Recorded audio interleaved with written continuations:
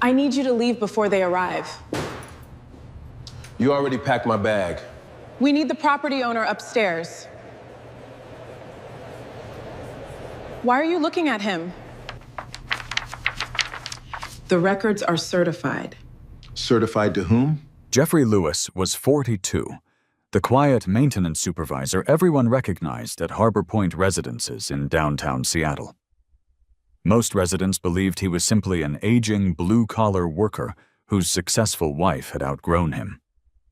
He drove an old Ford F-150, carried homemade lunches in a scratched metal box, and never wore anything more expensive than faded work boots. What they didn't know was that Harbor Point and every luxury apartment inside it belonged to him. Then, Nora quietly placed his overnight bag beside the front door and asked him to leave before her guests arrived. Jeffrey rested his wedding band on the kitchen counter, reached for the doorknob, and heard the elevator doors open outside. If you're watching from somewhere in the world today, let me know your country and your local time in the comments. I always enjoy seeing where these stories travel. And if you enjoy slow-burning stories where patience, truth, and justice matter more than revenge, subscribe to the channel so you won't miss tomorrow's story. The first time Jeffrey Lewis met Nora Collins, she was sitting alone in a corner booth inside a small coffee shop near the University of Washington. Rain rolled down the windows in slow streams, turning the lights outside into blurred ribbons of gold. She had 3 real estate textbooks spread across the table, a laptop balanced on a stack of legal pads, and a cup of coffee that had long since gone cold. Jeffrey noticed one thing before he noticed her face. She kept erasing the same line in her notebook. She looked determined, but exhausted. He ordered black coffee, nodded politely as he passed her table, and sat several booths away. Neither of them spoke. 2 hours later, the cafe announced it was closing. Nora reached into her purse, paused, and quietly counted the bills in her wallet. She frowned. She had forgotten that tuition had emptied her checking account that week. Without drawing attention to himself, Jeffrey paid both receipts while collecting his own. When the cashier mentioned it, Nora hurried after him into the rain. "Excuse me," she called. Jeffrey turned. "You paid for my coffee. It wasn't much. I still owe you." He smiled faintly. "Then buy coffee for someone else someday." He walked away before she could ask his name. That simple conversation should have ended there. Instead, 3 weeks later, they met again inside the downtown Seattle Public Library. This time, she recognized him first. "You still won't let me repay you?" Jeffrey laughed quietly. "I guess we keep choosing the same places." From that afternoon forward, their lives slowly began moving in the same direction. The narrator could see something Jeffrey himself never tried to explain. He admired people who built something through effort. Nora was one of those people. She waited tables 4 evenings each week while studying commercial real estate finance. She rarely complained, even when working double shifts before morning classes. Jeffrey respected discipline, not ambition. Discipline. There was a difference. Within a year, they were dating. Within 3 years, they were married. Most of their friends believed Jeffrey worked in building operations because he enjoyed practical work. That part was true. What nobody asked was why someone with his education seemed completely uninterested in climbing the corporate ladder. Jeffrey had graduated near the top of his business program years earlier. He understood finance, corporate law, property management, commercial development. Yet every weekday morning he put on work boots instead of tailored suits. Nora occasionally teased him about it. "You'd look handsome in a corner office." "I'd rather know whether the elevators actually work." She laughed every time. Back then she believed he was joking. He wasn't. During their first years of marriage, they rented a modest apartment in Fremont. Their furniture came from estate sales. Their dining table had scratches across one corner. Their television was nearly 10 years old. Whenever something broke, Jeffrey repaired it instead of replacing it. Not because he couldn't afford another one, because he disliked waste. Every Friday evening he cooked dinner himself, usually grilled salmon, sometimes homemade chili, sometimes nothing more complicated than burgers on the balcony overlooking the neighborhood. Those evenings became their tradition. Nora often spoke about the future. "I want clients who own skyscrapers someday." "You will." "I want to sell buildings people recognize." "You probably will." "I don't want an ordinary life." Jeffrey looked across the table. "There isn't anything ordinary about building a good one." She smiled then. She believed they meant the same thing. Years later she would realize they never had. As Nora's career expanded, so did her circle of acquaintances. Her first promotion came at Emerald Pacific Realty. Then another.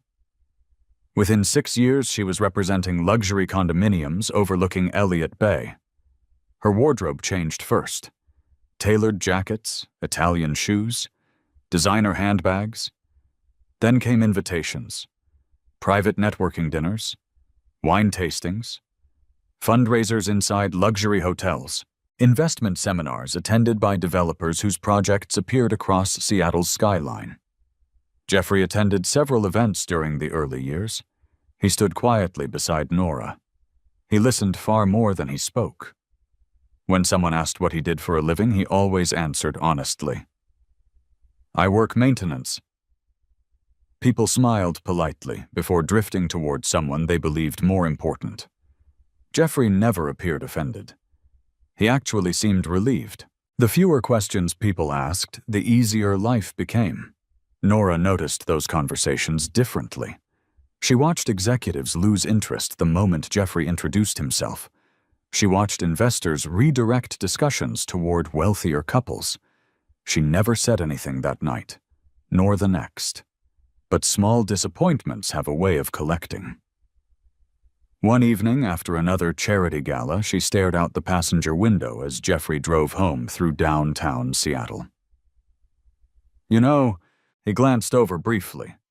"What? People judge appearances." "They do. You don't mind?" "No. I do." Jeffrey nodded once, then returned his eyes to the road. "I know." That answer surprised her. She expected reassurance. Instead, she received understanding. Months passed. Nora accepted larger clients. Her commission checks became substantial. She purchased designer clothing with her own earnings. Jeffrey congratulated her every single time. When she closed her first $8 million waterfront property, he cooked her favorite dinner himself. Steak, garlic mashed potatoes, roasted asparagus, a chocolate cake from the bakery she loved. He wrapped no expensive gift. Instead, he framed the newspaper advertisement featuring her listing. She cried when she opened it. "Nobody's ever done something like this for me." Jeffrey only shrugged. It seemed more permanent. She kissed him that evening with complete sincerity. For a while, nothing seemed capable of changing them, but success changes people quietly, never all at once. It changes schedules first, then conversations, then priorities. Nora began working weekends. Client dinners replaced Friday evenings. Phone calls interrupted vacations. She rarely noticed. Jeffrey always did. Still, he never complained. Every morning before leaving for Harbor Point Residences, he placed fresh coffee beside her laptop if she was already awake. If she had fallen asleep working, he quietly covered her with a blanket before going to bed himself. The narrator understood something Nora did not. Jeffrey had spent years building habits that asked for nothing in return. Because he had learned long ago that loyalty was measured in ordinary moments, not extraordinary speeches. Unknown even to Nora, Jeffrey had quietly sold a portion of inherited investment assets years earlier. The proceeds paid her graduate school loans before they accumulated crushing interest. The transfer had been arranged anonymously through a family trust. She believed scholarships and careful budgeting had carried her through. Jeffrey never corrected her. Recognition had never interested him. His father's final advice echoed every time he signed another document through the trust. If people only respect your title, they'll never respect you. Jeffrey had never forgotten those words. He intended never to. Late one Tuesday afternoon, Nora arrived home carrying a thick ivory envelope embossed with silver lettering. She opened it immediately. Inside was an invitation to an exclusive investor reception, hosted at Harbor Point Residences. Attendance by invitation only. Seattle's most influential developers would be there. She smiled wider than Jeffrey had seen in months. This could change everything. Jeffrey looked at the address printed beneath the event details. His expression remained calm. Only his fingers paused for the briefest moment against the ceramic coffee mug in his hand. Because the reception wasn't simply taking place inside Harbor Point. It was being held inside the building he had quietly owned for nearly 15 years. The invitation remained on the kitchen counter for 3 days.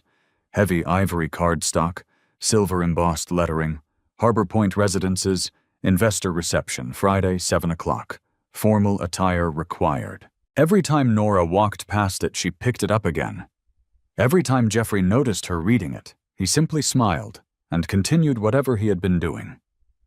The narrator observed something almost invisible. Jeffrey never once asked whether he would be attending. He already knew the answer. By Thursday afternoon, their apartment looked different. Fresh white lilies stood in crystal vases near the windows overlooking Elliott Bay. A catering company delivered trays of hors d'oeuvres. 2 bottles of Napa Valley Cabernet rested inside an ice bucket. The dining table disappeared beneath polished serving plates borrowed from one of Nora's clients. Jeffrey arrived home shortly after 4 o'clock, wearing faded jeans, a Navy maintenance jacket embroidered with the Harbor Point logo, and work boots carrying traces of concrete dust from a basement equipment room. He quietly removed his boots beside the entrance. Nora glanced toward him before returning to arranging wine glasses. "You got home early." "I finished replacing a circulation pump." "Everything working now?" "It will." She nodded absent-mindedly. Her attention never left the dining table. Jeffrey washed his hands at the kitchen sink. The hot water carried away grease from beneath his fingernails. He watched Seattle's gray afternoon through the window while drying his hands. Rain clouds gathered over Puget Sound. The forecast had been right. Another wet evening. The apartment doorbell rang. Nora hurried across the living room. Standing outside was Vanessa Monroe. Tall, perfectly styled blonde hair, tailored cream pantsuit, designer handbag worth more than Jeffrey's pickup truck. Vanessa entered without waiting to be invited. "Nora, this place looks amazing." Then she noticed Jeffrey. "Oh." Her smile became polite. "Hi, Jeffrey?" "Good afternoon, Vanessa." She looked him over quickly. Maintenance jacket, calloused hands, work boots. Her eyes moved away almost immediately. "Nora Brandon just texted me." "What did he say?" "He's bringing 2 investors from San Francisco." Nora's expression brightened. "They're actually coming?" "They've been looking for premium Seattle properties all year." Jeffrey quietly opened the refrigerator. He removed leftover soup from the previous evening. Neither woman noticed. Vanessa lowered her voice slightly. "Is he staying?" Nora hesitated. Only for a second. I'm working on it." Jeffrey heard every word. His expression never changed. He placed the soup inside the microwave. The soft hum filled the silence. Vanessa leaned closer. "You know Brandon?" Nora nodded. "He notices everything." "I just don't want tonight to feel..." She searched for a gentler word. "Awkward?" Jeffrey stirred the soup after the microwave beeped. Still no reaction. Still no interruption. The narrator understood why. Jeffrey had spent years listening before speaking. Silence often revealed more than arguments. At 6 o'clock, another knock echoed through the apartment. This time Brandon Hayes entered. He looked exactly like the magazine profiles that frequently featured Seattle's rising developers. Expensive navy suit, perfect haircut, confident smile practiced in boardrooms. He shook Nora's hand warmly. "Everything looks fantastic." "Thank you." Then his eyes settled on Jeffrey. "So you're the maintenance guy Nora married?" Jeffrey extended his hand. "Jeffrey Lewis." Brandon accepted it briefly. His grip lasted less than a second. "I've seen you around Harbor Point."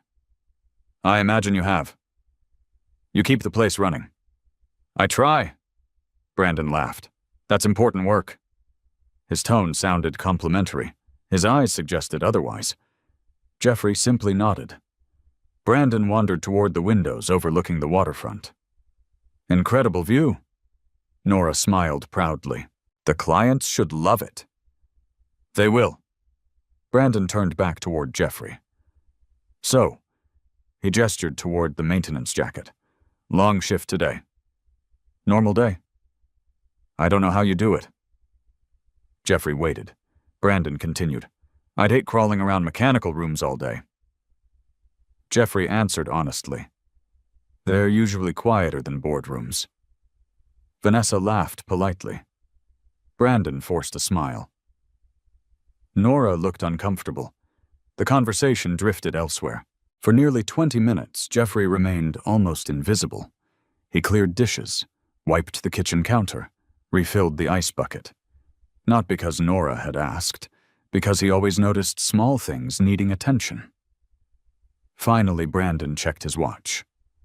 "The investors will be here in less than 30 minutes, Vanessa nodded. "They're extremely image-conscious."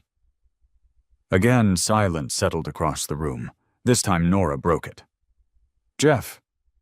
He looked toward her immediately. "Could we talk for a minute?" He followed her onto the balcony overlooking downtown Seattle. Rain had begun. Soft, steady. The city lights reflected across wet streets below. Neither spoke for several seconds. Nora folded her arms against the cool evening air. "You know tonight is important." "I do. I've worked toward opportunities like this for years." "I know." She looked down at the traffic below. "I need everything to go perfectly." Jeffrey waited. She finally turned toward him. "I think—" She stopped, then tried again. "I think it would be better if you weren't here tonight." No accusation, no shouting, just carefully chosen words. Jeffrey studied her face. The narrator remained inside his thoughts, alone. He recognized hesitation, embarrassment, fear of disappointing someone else. But he also recognized something new. Nora was no longer protecting their marriage. She was protecting her reputation. He asked only one question.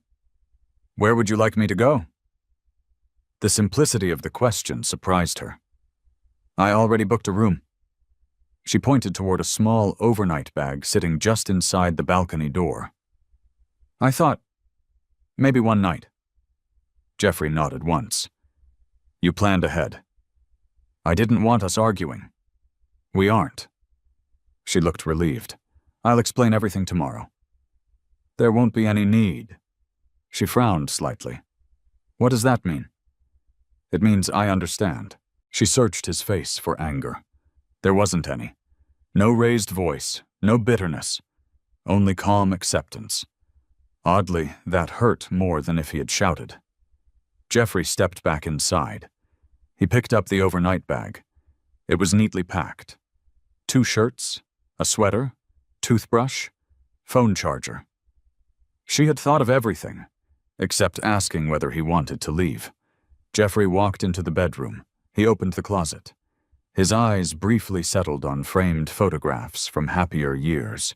Camping near Mount Rainier. Christmas with friends. Friday dinners on their balcony.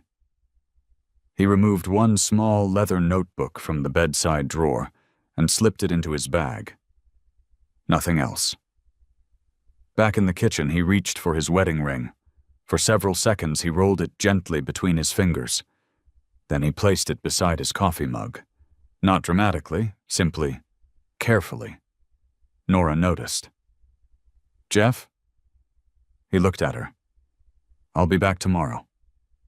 She nodded uncertainly. "I appreciate you understanding." He offered the faint smile she remembered from years ago. "I hope your evening goes well." He opened the apartment door. Outside the hallway, security camera quietly tracked the movement. Timestamp: 6:41:18 p.m. Apartment 3407. Resident exiting. A second camera captured him entering the elevator. Another recorded the elevator descending toward the lobby. Another watched him cross the marble floor toward the revolving entrance doors. Jeffrey never looked at any of them. He knew exactly where every camera had been installed.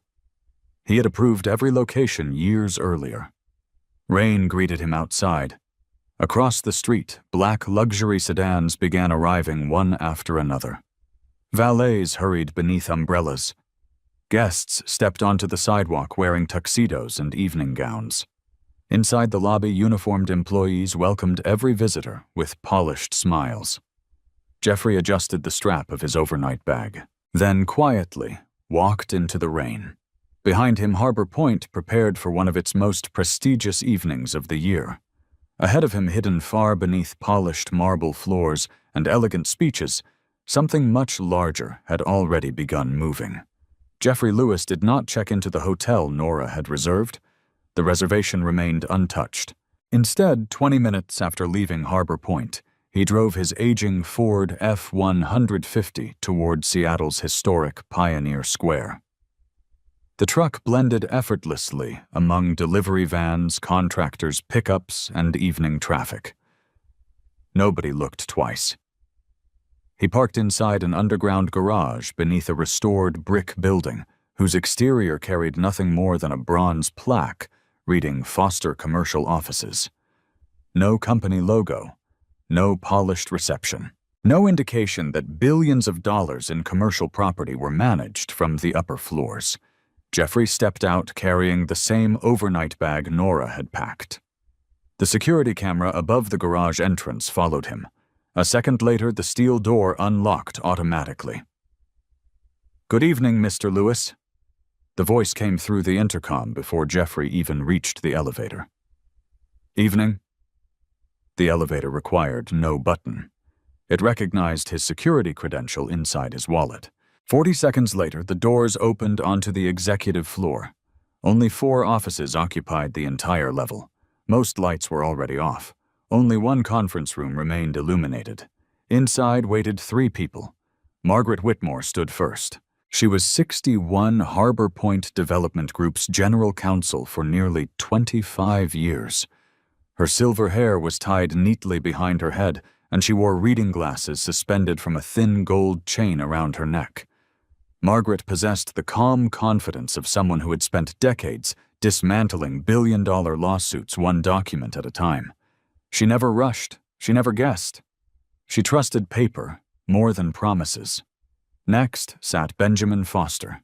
At 56, Harbor Point's chief financial officer still carried the habit of sharpening every pencil before important meetings. His Navy suit looked ordinary compared with those worn by executives across Seattle, but his financial forecasts had guided the company through 3 recessions without a single major property sale. Beside him sat Samuel Ortiz, former Marine, former federal security consultant, now Director of Corporate Security for Harbor Point Development Group. Samuel's tablet remained open beside several printed photographs. He nodded once as Jeffrey entered. Nobody appeared surprised to see the maintenance jacket. Jeffrey wore it into every executive meeting. Margaret smiled gently. "I suspected you'd come straight here." Jeffrey placed the overnight bag beside the conference table. "I had some unexpected free time." Benjamin studied him carefully. Jeffrey removed his maintenance jacket and hung it neatly over the back of his chair. "She has guests tonight." Nobody asked another question. They understood enough. Samuel quietly slid a folder across the table. "We've confirmed more activity." Jeffrey opened it.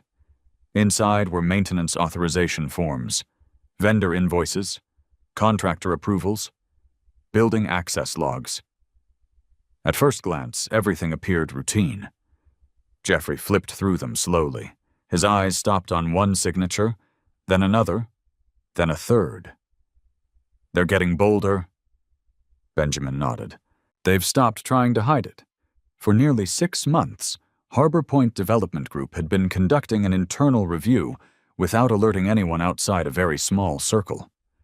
The investigation had begun with something almost insignificant. An air conditioning repair invoice. $38,000. The equipment listed on the invoice had never existed. The payment, however, had. Benjamin initially believed it to be a clerical mistake. Then another appeared.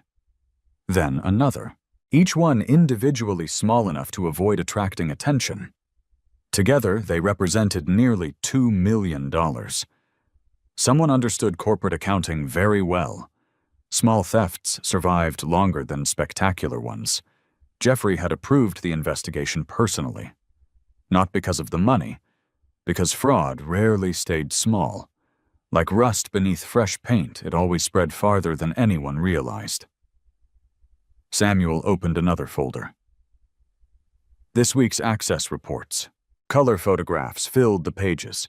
Parking garages, mechanical rooms, storage vaults, electrical control centers.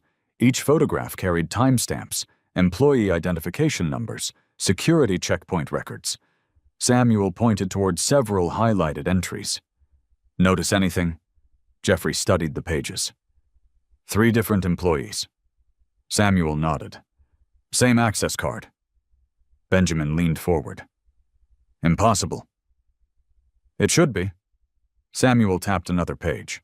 The card belonged to a contractor who retired 8 months ago. Silence settled across the room. Jeffrey continued reading. The access card had entered Harbor Point 37 times after the contractor surrendered it. Someone had cloned the credential. Someone inside the building. Margaret adjusted her glasses. We're beyond internal policy violations. Jeffrey looked up. I know. She continued calmly. If these records hold up, we're entering criminal territory.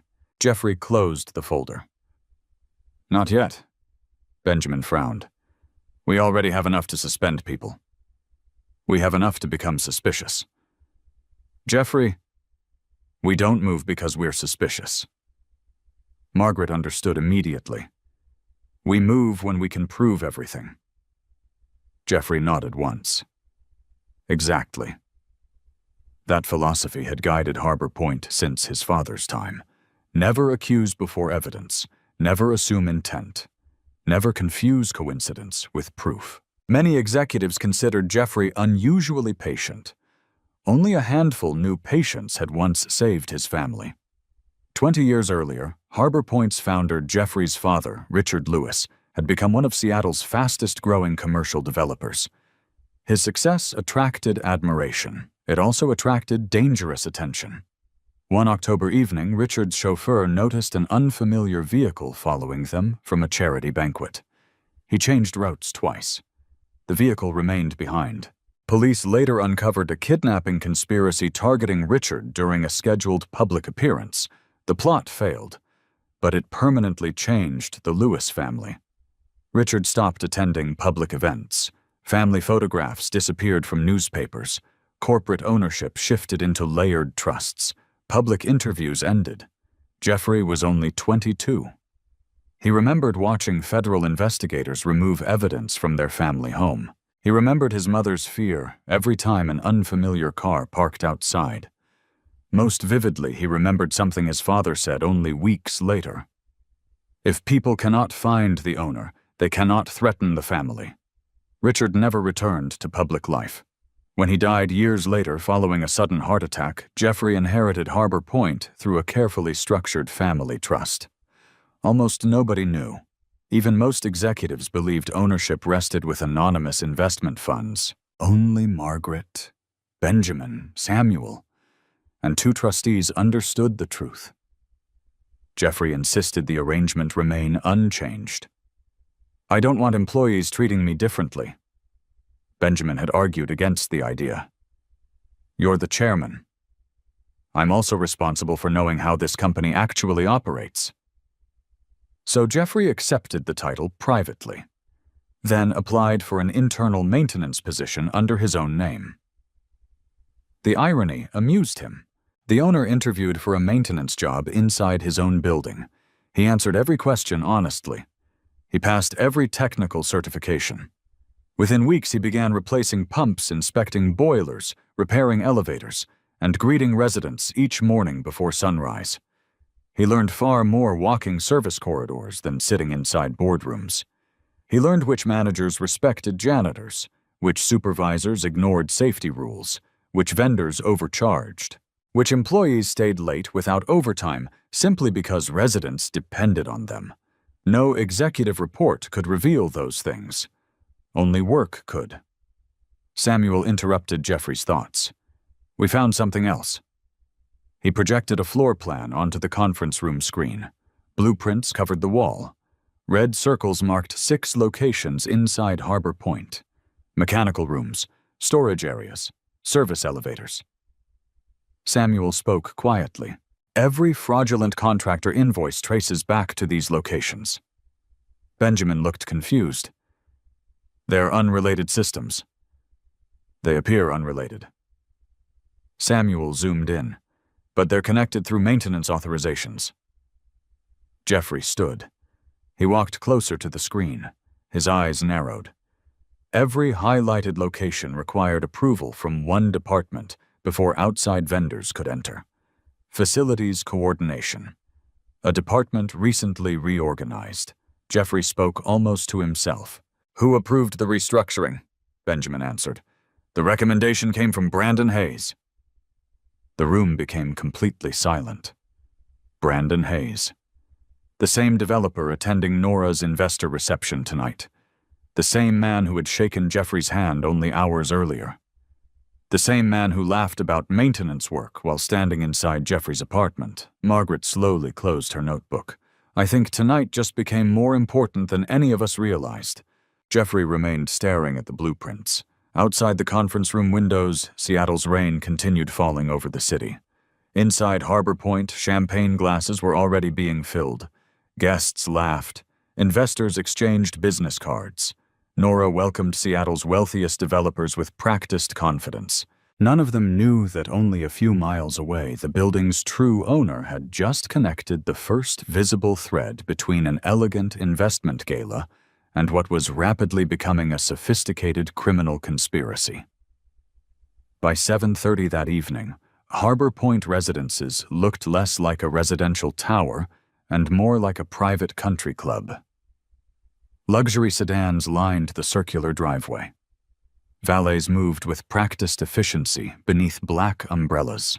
Inside the grand lobby, a jazz trio played softly beneath a crystal chandelier that reflected hundreds of warm lights across polished marble floors. Residents passing through paused for a moment before continuing toward private elevators. Some recognized familiar faces from local business magazines. Others simply admired the elegance of the evening. On the 34th floor, laughter drifted from Nora's apartment. She stood near the windows overlooking Elliott Bay, a glass of sparkling water in one hand, while introducing guests to one another with effortless confidence. Only hours earlier, she had watched Jeffrey leave without protest. She had expected to feel guilty. Instead, she mostly felt relieved. The evening could finally proceed exactly as she had planned. Brandon Hayes moved comfortably through the room. He had mastered the art of making every conversation sound exclusive. One investor believed Brandon possessed inside knowledge of Seattle's next luxury expansion district. Another assumed he had direct access to Harbor Point's executive leadership. Brandon encouraged both assumptions without ever confirming either. Confidence often sounded like authority. Vanessa Monroe remained close beside Nora. You did the right thing. Nora looked away from the crowd. I keep telling myself that. You needed tonight. I know. Jeffrey would never fit into this room. Nora did not answer. Instead, she glanced toward the apartment entrance. Empty. No maintenance jacket. No old work boots. No quiet husband standing awkwardly near the kitchen. Everything looked exactly as she had imagined. Yet something felt strangely incomplete. The narrator remained inside Jeffrey's perspective, but even from miles away, one truth became obvious. Sometimes absence occupied more space than presence. Across the city, Jeffrey sat alone inside the Harbor Point executive conference room. Most of the lights had been dimmed. Only one large monitor remained active. Samuel Ortiz adjusted several windows across the screen. Authorized security feeds, lobby, loading dock, parking garage, executive elevators, ballroom entrance, mechanical corridors. Every camera displayed live images. Jeffrey watched without expression. Not because he wanted to monitor Nora, because Harbor Point itself had become evidence. Samuel folded his arms. The gala gives them cover. Benjamin looked up from another financial report. Large crowds.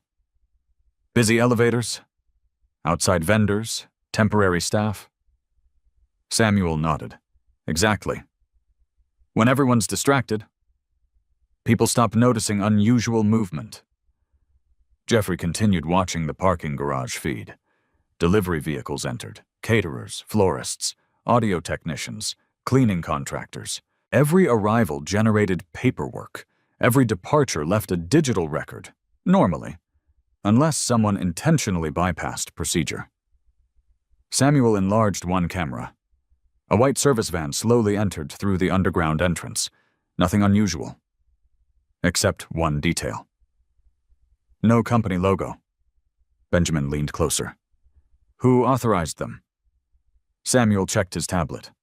No work order. Jeffrey watched silently. The van parked near the freight elevators. Two men climbed out, dark jackets, tool cases, safety helmets, completely ordinary. Too ordinary. One man swiped an access card. The elevator doors opened immediately. Jeffrey spoke quietly. Freeze that frame. Samuel paused the image. Jeffrey stepped closer. Zoom in. The photograph sharpened. The access badge hung upside down. An experienced maintenance technician never wore an identification badge upside down. It made scanning slower. Small mistake, easy to overlook. Jeffrey noticed because he had worn one every day for years. Samuel checked employee records. No match. Benjamin frowned. They're using cloned credentials again. Jeffrey nodded once. Track the elevator? Camera after camera followed the men upward. Basement, service level, mechanical floor, then nothing. They disappeared, Samuel typed rapidly. No exit. No stairwell cameras. No elevator. Benjamin looked confused. How Jeffrey already knew. There are only two possibilities. Samuel looked toward him. They entered an area without camera coverage. Or someone disabled the cameras. Samuel opened another diagnostic screen. His face tightened. We just lost 3 interior feeds. Benjamin stood immediately. They're inside. Jeffrey remained seated. Restore the recordings. I'm trying. Samuel worked quickly. After several seconds, the screens returned. Nothing appeared unusual. Empty corridors, closed mechanical doors, silent equipment rooms. Yet Jeffrey knew something had changed. People planning fraud rarely made mistakes. People becoming desperate did. Meanwhile, 34 floors above Brandon raised his wine glass. To Seattle's future. Guests applauded politely. Several investors gathered around him. One of them, Charles Whitaker from San Francisco, studied a large architectural rendering displayed beside the windows. Beautiful project. Brandon smiled. It can be even larger. In what way? We're exploring ownership opportunities. Charles raised an eyebrow. I thought Harbor Point wasn't available. Brandon lowered his voice. Everything has an owner. Charles smiled. Can you actually reach them? I know people. Another investor joined them. Anonymous ownership always complicates negotiations. Brandon laughed softly. Not for much longer. Across the room, Nora overheard only fragments, ownership, negotiations, expansion. She assumed Brandon was discussing future business opportunities. She had no idea how confidently he was speaking about property that legally belonged to Jeffrey. Vanessa approached carrying another tray of drinks. You look distracted. I'm fine. You should enjoy this. I am? Then smile. Nora forced one. It looked convincing enough. Back inside the executive office, Benjamin placed another folder before Jeffrey. We finished tracing the vendor payments. Jeffrey opened the report. Every suspicious invoice eventually flowed toward 3 shell companies: North Crest Services, Emerald Mechanical Solutions, Rain City Facilities. Different names, different addresses. Same bank. Same registered accountant. Benjamin tapped one highlighted section. The accountant resigned 6 months ago. So who filed the reports? No one knows. Jeffrey slowly turned another page. His eyes stopped. There it was. A familiar signature. Not Brandon's. Not any executive's. Someone else's. Jeffrey recognized it instantly because he had approved that employee's hiring personally almost 8 years earlier. Who has custody of Michael Donovan? Samuel looked up. The facilities coordination manager? Yes, Benjamin answered quietly. He's on vacation. Jeffrey looked at him. For 3 weeks. Samuel frowned. He requested leave yesterday. Jeffrey closed the folder. No. Benjamin blinked. What? He didn't. Silence returned. Jeffrey's memory rarely failed him. Michael Donovan had scheduled family leave months earlier. Not yesterday. Someone had altered personnel records. Benjamin immediately opened human resources files. 30 seconds later, his expression changed. The approval timestamp. He stopped speaking. What? It was modified tonight. Samuel turned sharply. By whom? Benjamin searched system logs, then slowly looked at Jeffrey. Someone using executive administrative credentials. Nobody spoke. That was no longer financial fraud. That was active interference with company records while the gala continued upstairs. Samuel picked up his phone. I'll notify Seattle Financial Crimes. Jeffrey shook his head. Not yet. Samuel stared. We're running out of time. I know. They're changing evidence. They're exposing themselves. Margaret entered the conference room carrying another legal file. I've just finished speaking with Superior Court. Everyone looked toward her. The judge is prepared to issue preservation orders first thing tomorrow morning. Samuel exhaled. Tomorrow may be too late. Margaret met Jeffrey's eyes. I agree. She placed a sealed envelope on the table. The detectives are waiting for your decision. Jeffrey rested one hand on the envelope. He did not open it, not immediately. Instead, he looked once more toward the live security monitor. On the screen, Brandon Hayes laughed with investors beneath Harbor Point's crystal chandeliers. Nora stood beside him, smiling politely, completely unaware that every passing minute tightened the legal circle around the people she trusted most. Jeffrey finally spoke. Call Detective Emily Carter. Samuel immediately reached for his phone. Jeffrey added one final instruction: no arrests. Benjamin looked surprised.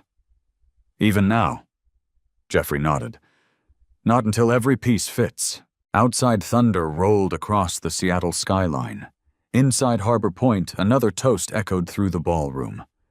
Neither sound was as powerful as the quiet click of Samuel dialing the detective who would soon begin unraveling everything. Detective Emily Carter answered on the second ring. Samuel switched the call to speaker. Detective Carter. This is Samuel Ortiz. I expected your call. Jeffrey looked up. You did, Emily's voice remained calm. We've been watching several financial transfers connected to Harbor Point for weeks. Your message yesterday confirmed we were looking at the same people. Margaret exchanged a brief glance with Benjamin. Jeffrey leaned forward. What do you have? I'd rather discuss it in person. When? I'm already downstairs. Samuel walked toward the conference room window overlooking the private parking entrance. A dark gray Seattle police SUV rolled quietly beneath the security gate. No flashing lights, no sirens, just another vehicle entering an office garage on a rainy Friday evening. She's here. Jeffrey stood. Bring her up. 5 minutes later, Detective Emily Carter entered the executive floor carrying 2 thick evidence boxes. She was in her early 40s, dressed in a navy business suit beneath a raincoat instead of a police uniform. Only the leather badge clipped to her belt identified her as law enforcement. She shook Jeffrey's hand. Mr. Lewis. Detective. I appreciate your discretion. I appreciate yours. Emily placed both evidence boxes onto the conference table. I've read enough about Harbor Point to know why anonymity matters. Jeffrey nodded. Then you also know I'd like to keep it that way. For as long as possible. She opened the first box. Inside were binders, digital storage drives, subpoena records, and enlarged financial charts. Benjamin stared. You've been busy. Emily smiled slightly. We've had reason. She unfolded a large flowchart across the conference table. More than 30 companies appeared connected through a web of arrows: construction firms, maintenance vendors, consulting agencies, property management services. At first glance, they seemed unrelated. Closer inspection revealed something different. Money flowed through each company before arriving in only 2 accounts. Emily pointed at the center. Every fraudulent payment eventually lands here. Benjamin adjusted his glasses. Blue Harbor Consulting. And Northwest Urban Advisors. Samuel looked at the corporate registration. Both companies were incorporated 18 months ago. Emily nodded. They share one mailing address. Margaret looked towards Jeffrey. Shell corporations. Emily continued. They have no employees. No physical offices. No active construction equipment. No maintenance licenses. Benjamin quietly finished the sentence. They only receive money. Emily smiled once. Exactly. Jeffrey studied the chart without speaking. The narrator followed only his thoughts. Fraud never begins with greed. It begins with opportunity. Someone inside Harbor Point had discovered a system that trusted paperwork. Once false invoices entered accounting, every approval afterward became easier. Emily opened another binder. We've subpoenaed banking records. Benjamin's eyebrows rose. You already obtained warrants. We had another investigation. What investigation? Emily turned several pages. Commercial property fraud involving 3 luxury buildings in Bellevue. Samuel looked towards Jeffrey. The pattern. Emily nodded. Identical. Fake maintenance contracts, inflated repair invoices, temporary shell companies, electronic approval chains. Everything looked legitimate. Until forensic accountants examined every transfer. Jeffrey asked quietly, How much? Emily answered without hesitation. Across all properties. She looked down briefly. Approximately $48 million. The room became completely silent. Benjamin slowly removed his glasses. 48. Emily nodded. We believe Harbor Point is the next target. Jeffrey remained remarkably calm. Not the next. Everyone looked at him. They're already inside. Emily watched him carefully. I was hoping you'd say that. Samuel slid another folder across the table. Our cloned access cards. Emily opened it immediately. Good. Then another. Our surveillance timelines. She nodded again. Excellent. Benjamin added financial spreadsheets. Emily smiled. I wish every corporate victim preserved evidence this carefully. Margaret answered quietly. Jeffrey insisted we never move too early. Emily looked toward him. That decision probably saved this investigation. She pulled a flash drive from her pocket. My turn.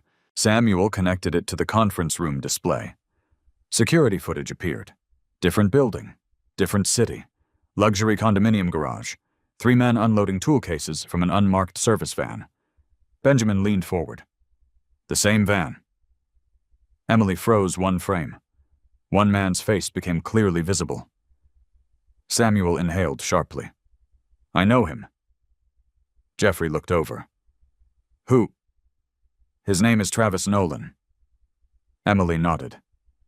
You've met? Samuel answered immediately. He worked maintenance at Harbor Point 3 years ago. What happened? He resigned. Emily corrected him. He disappeared. Another photograph appeared. Travis Nolan entering a bank. Then another. Meeting with contractors. Then another. Standing beside Brandon Hayes outside a waterfront restaurant. Benjamin looked at Jeffrey. There he is. Brandon. No longer just a confident developer, now appearing repeatedly beside a suspect linked to organized financial fraud. Emily spoke carefully. We still don't have enough to arrest Brandon. Jeffrey nodded. But you're getting closer. We are. Margaret folded her hands. What exactly do you need? Emily answered immediately. Intent. Benjamin frowned. We already have fraudulent payments. Payments prove theft. What doesn't it prove? Who planned it? She looked around the room. If Brandon claims he unknowingly approved invoices submitted by contractors, Margaret finished quietly. Reasonable doubt. Emily nodded. We need evidence connecting him directly to decision-making. Jeffrey remained thoughtful. Then we don't have enough. Emily appreciated the answer. Most executives demanded arrests long before investigations were complete. Jeffrey asked only whether the evidence met legal standards. That told her everything she needed to know about him. She opened the second evidence box. This arrived yesterday. Inside rested copies of Harbor Point vendor applications, insurance certificates, licensing documents, equipment inspection reports. Every page appeared authentic, until Emily pointed toward a single line. The insurance company. Benjamin read it aloud. Pacific Commercial Mutual. He looked confused. I've heard of them. Emily shook her head. You've heard the name? It doesn't exist. Benjamin looked again. Margaret immediately understood. The policy numbers. Emily smiled. Everyone is fake. Samuel exhaled slowly. They forged entire insurance certificates. Emily nodded. They expected accounting staff to verify only expiration dates. Jeffrey turned another page. Every forged document had one thing in common. Approval recommendation. Facilities Coordination Department. The same department Brandon Hayes had persuaded Harbor Point to reorganize. Benjamin looked sick. We handed them the keys. Jeffrey answered quietly.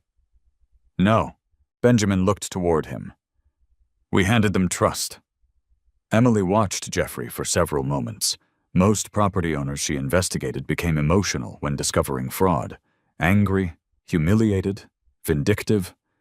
Jeffrey became quieter. That worried her more.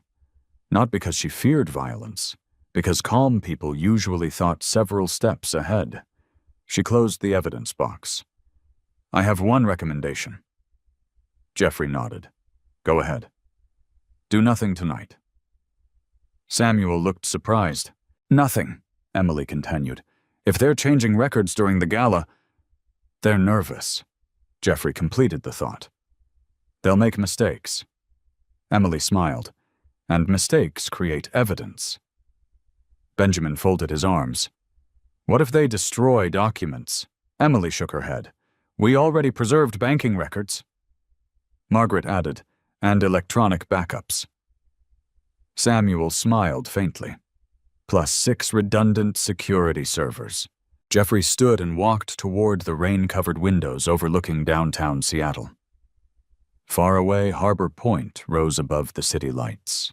Elegant, peaceful, completely unaware that investigators from 2 different directions had finally reached the same conclusion. Emily joined him near the glass. "When were you planning to tell your wife?" Jeffrey remained looking toward the skyline. "I wasn't." "You never intended to tell her you're the owner?" "No?" Emily waited. Jeffrey finally spoke again. "I wanted her to know me, not my title." The detective said nothing. There was nothing useful to add. Sometimes the saddest evidence in an investigation never appeared inside a courtroom. It appeared inside ordinary conversations. Samuel's phone vibrated. He answered immediately. After only 10 seconds, he looked toward Jeffrey. "They're moving." "Who?" "The 2 men from the white service van." Samuel enlarged another live camera feed. The men had reappeared inside Harbor Point's restricted maintenance corridor. One carried a black equipment case. The other held a sealed document envelope. Instead of leaving through the loading dock, they walked directly toward the Executive Records Archive. Emily Carter's expression changed instantly. "That's not maintenance." Jeffrey looked once at the live screen, then toward Margaret. "Prepare the original ownership records." Benjamin. "Freeze every financial server." Samuel. "Keep recording." Finally, Jeffrey turned to Detective Carter. "I believe they're about to give you the evidence you've been waiting for." The Executive Records Archive occupied one of the most secure areas inside Harbor Point Development Group. Unlike the glamorous residential tower across downtown Seattle, this office building had been designed with quiet efficiency rather than luxury. Thick concrete walls surrounded the records vault. Every entry required 2 forms of authentication, and every door opening generated a permanent digital log. Jeffrey had insisted on those safeguards years earlier. At the time, several executives argued the system was excessive. Now, no one questioned it. Samuel Ortiz enlarged the live camera feed. The 2 men from the white service van stopped outside the archive corridor. One looked both directions. The other removed a small electronic device from his tool case. Emily Carter leaned closer to the monitor. Pause. Samuel froze the image. Emily pointed toward the device. "That's not maintenance equipment." Samuel nodded. "Signal interceptor." Benjamin frowned. "What does it do?" "It briefly interrupts electronic communication between access readers and the security network." Benjamin looked confused. "So they can unlock the door?" Samuel shook his head. "No. They can make it appear the door never opened." Margaret quietly closed the legal file in front of her. "They've done this before." Emily answered. "More than once." Samuel resumed the recording. The device flashed once, then twice. A green light appeared on the archive door. The men disappeared inside. Benjamin looked toward Jeffrey. "They're in." Jeffrey never looked away from the monitor. "Start the timer." Samuel checked his watch. 7:48. No one spoke. Inside the archive, hidden cameras continued recording. Rows of fireproof cabinets stretched across the room. Each cabinet contained decades of corporate history, property deeds, construction permits, insurance policies, ownership certificates, board resolutions. Every document that proved Harbor Point legally existed. The 2 intruders moved with confidence. One headed directly toward cabinet C-17. Emily immediately noticed. "They know exactly where they're going." Samuel nodded. "Inside information."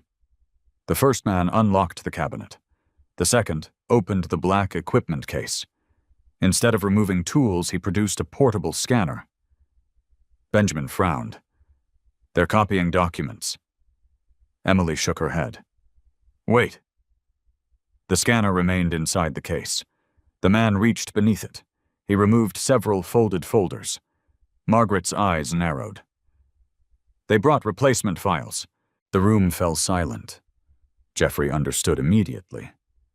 They're not stealing records. They're rewriting history. Samuel zoomed closer. The camera captured every movement. Original ownership documents left the cabinet. Replacement documents entered. Everything happened calmly, methodically, as though the men had rehearsed the procedure many times before. Emily slowly smiled. There it is. Benjamin looked toward her. What? Intent. She pointed at the screen. If they intended only theft, they'd remove documents. They're replacing them. That proves planning, Margaret added quietly. And conspiracy. Jeffrey folded his arms. Keep recording. Nobody interrupted. The men continued exchanging page after page. Corporate amendments, property ownership schedules, trust documentation, executive resolutions. Every forged document carried new signatures, new dates, new approval chains. Samuel captured high-resolution still photographs every 30 seconds. Emily documented timestamps beside each image. The investigation had just changed. 20 minutes earlier, they possessed financial irregularities. Now they were watching an organized attempt to falsify ownership records. Benjamin looked physically unsettled. They're trying to take Harbor Point, Margaret corrected him. They're trying to make it look like they already have. Jeffrey remained unusually calm, because he had expected something like this long before tonight. Years earlier, when restructuring Harbor Point's legal protections, he instructed Margaret to separate original ownership records into 3 independent locations. The archive held certified copies, not originals. The authentic documents rested inside a climate-controlled trust vault nearly 30 miles away. Only Margaret and 2 trustees possessed access. If anyone altered the archive, they would only create evidence against themselves. Emily glanced toward Jeffrey. You anticipated this? He answered honestly. My father did. She waited. Jeffrey continued. He always believed paper attracts thieves. So he protected the originals. Several times over. Margaret smiled slightly. Richard Lewis trusted very few things. What did he trust? Documentation. Emily nodded. Smart man. Meanwhile, 34 floors above Harbor Point's residential lobby, Brandon Hayes appeared completely relaxed. He stood beside a scale model of Seattle's waterfront, discussing future investment opportunities. Charles Whitaker studied the display. You seem remarkably confident. Brandon smiled. I've learned confidence attracts opportunity. Charles chuckled. Only when it's justified. It is. What makes you so certain? Brandon took a sip of wine. Because ownership is about to become simpler. Charles laughed. I like optimistic people. Across the room, Nora noticed Brandon's unusually good mood. She approached quietly. Everything all right? Better than all right? You look like you've already closed the deal. Brandon smiled. Some deals close before people realize negotiations even started. Nora assumed he meant another investment partnership. She smiled politely. I hope tonight helps. It already has. The narrator remained with Jeffrey's perspective. If he had heard Brandon's words, they would have confirmed exactly what the evidence already suggested. Confidence often becomes careless moments before collapse. Back inside the executive conference room, Samuel received another alert. Movement. The men had finished replacing documents. Instead of leaving immediately, one walked toward another cabinet. Jeffrey recognized the label. Board resolutions. Samuel zoomed further. The second man removed a flash drive. Emily immediately stood. They're copying digital archives, too. Benjamin looked alarmed. Can they access the server? Samuel answered. No. But they can steal encrypted backups. Jeffrey looked toward him. Can they decrypt them? Samuel smiled faintly. Not in this lifetime. Jeffrey nodded. Good. Emily watched the monitors carefully. The important part is possession. If they're carrying stolen encrypted data, then we establish another criminal act. Exactly. The first intruder checked his watch. Both men repacked their equipment, then quietly exited the archive. Samuel immediately switched cameras. Hallway, elevator, service corridor, freight lift, parking garage. Every movement remained recorded. Emily looked toward Jeffrey. They're leaving. Jeffrey remained thoughtful. No. Emily frowned. What do you mean? They're delivering. Benjamin understood first. Someone's waiting. Samuel accelerated another camera. Outside the underground garage, a black Mercedes-Benz sedan slowly entered through the private vehicle entrance. The license plate appeared clearly. Emily's expression changed. I know that car. Samuel enlarged the image. Driver's side door opened. A man stepped out carrying an umbrella, tailored charcoal overcoat, Italian leather shoes, perfectly styled hair despite the rain. Brandon Hayes. Benjamin stared at the screen. He came himself. Emily quietly reached for her phone. Jeffrey gently raised one hand. Wait. She stopped. They're about to exchange evidence. Jeffrey nodded. If detectives move now, they'll abandon the transfer. Emily understood. If we wait, we identify everyone involved. Samuel switched to another hidden garage camera. The two intruders approached Brandon's vehicle. No words, no handshake. One simply handed Brandon the sealed document envelope. The other passed him the encrypted drive. Brandon slipped both items into a leather briefcase. Then he looked around the garage, only briefly. Just enough to reassure himself no one had noticed. Unfortunately for him, 7 cameras had. Emily quietly whispered, "That's conspiracy." Margaret added, "Possession of falsified corporate records." Benjamin finished, "And stolen company data." Jeffrey watched Brandon climb back into the Mercedes. His face remained unreadable. Not satisfaction, not anger, only certainty. Years of preparation, months of investigation, hours of patient observation. Everything had finally converged. Emily slowly closed her notebook. I can request arrest warrants before sunrise. Jeffrey looked toward her. I'd rather you request search warrants first. She studied him carefully. Still protecting procedure? Always. Emily smiled. I've interviewed hundreds of CEOs. Jeffrey raised an eyebrow. And you're the first one who keeps asking for more evidence instead of faster arrests. Jeffrey answered quietly. If the truth is strong enough, it never needs to hurry. Before Emily could respond, Samuel's tablet vibrated again. Another live notification. This one came from Harbor Point's residential lobby. He opened the camera feed. A concierge stepped toward Brandon just as he entered the building again. The concierge handed him a sealed envelope. Brandon signed for it, opened it immediately. His confident smile disappeared. Benjamin leaned closer. What is it? Samuel enhanced the image. Only 6 words were visible across the first page. Emergency board meeting. Mandatory attendance. Tomorrow. 8 a.m. Jeffrey looked at Margaret. You sent those? She nodded once. To every executive. Jeffrey turned back towards the screen. For the first time that evening, Brandon Hayes no longer looked like the man in control.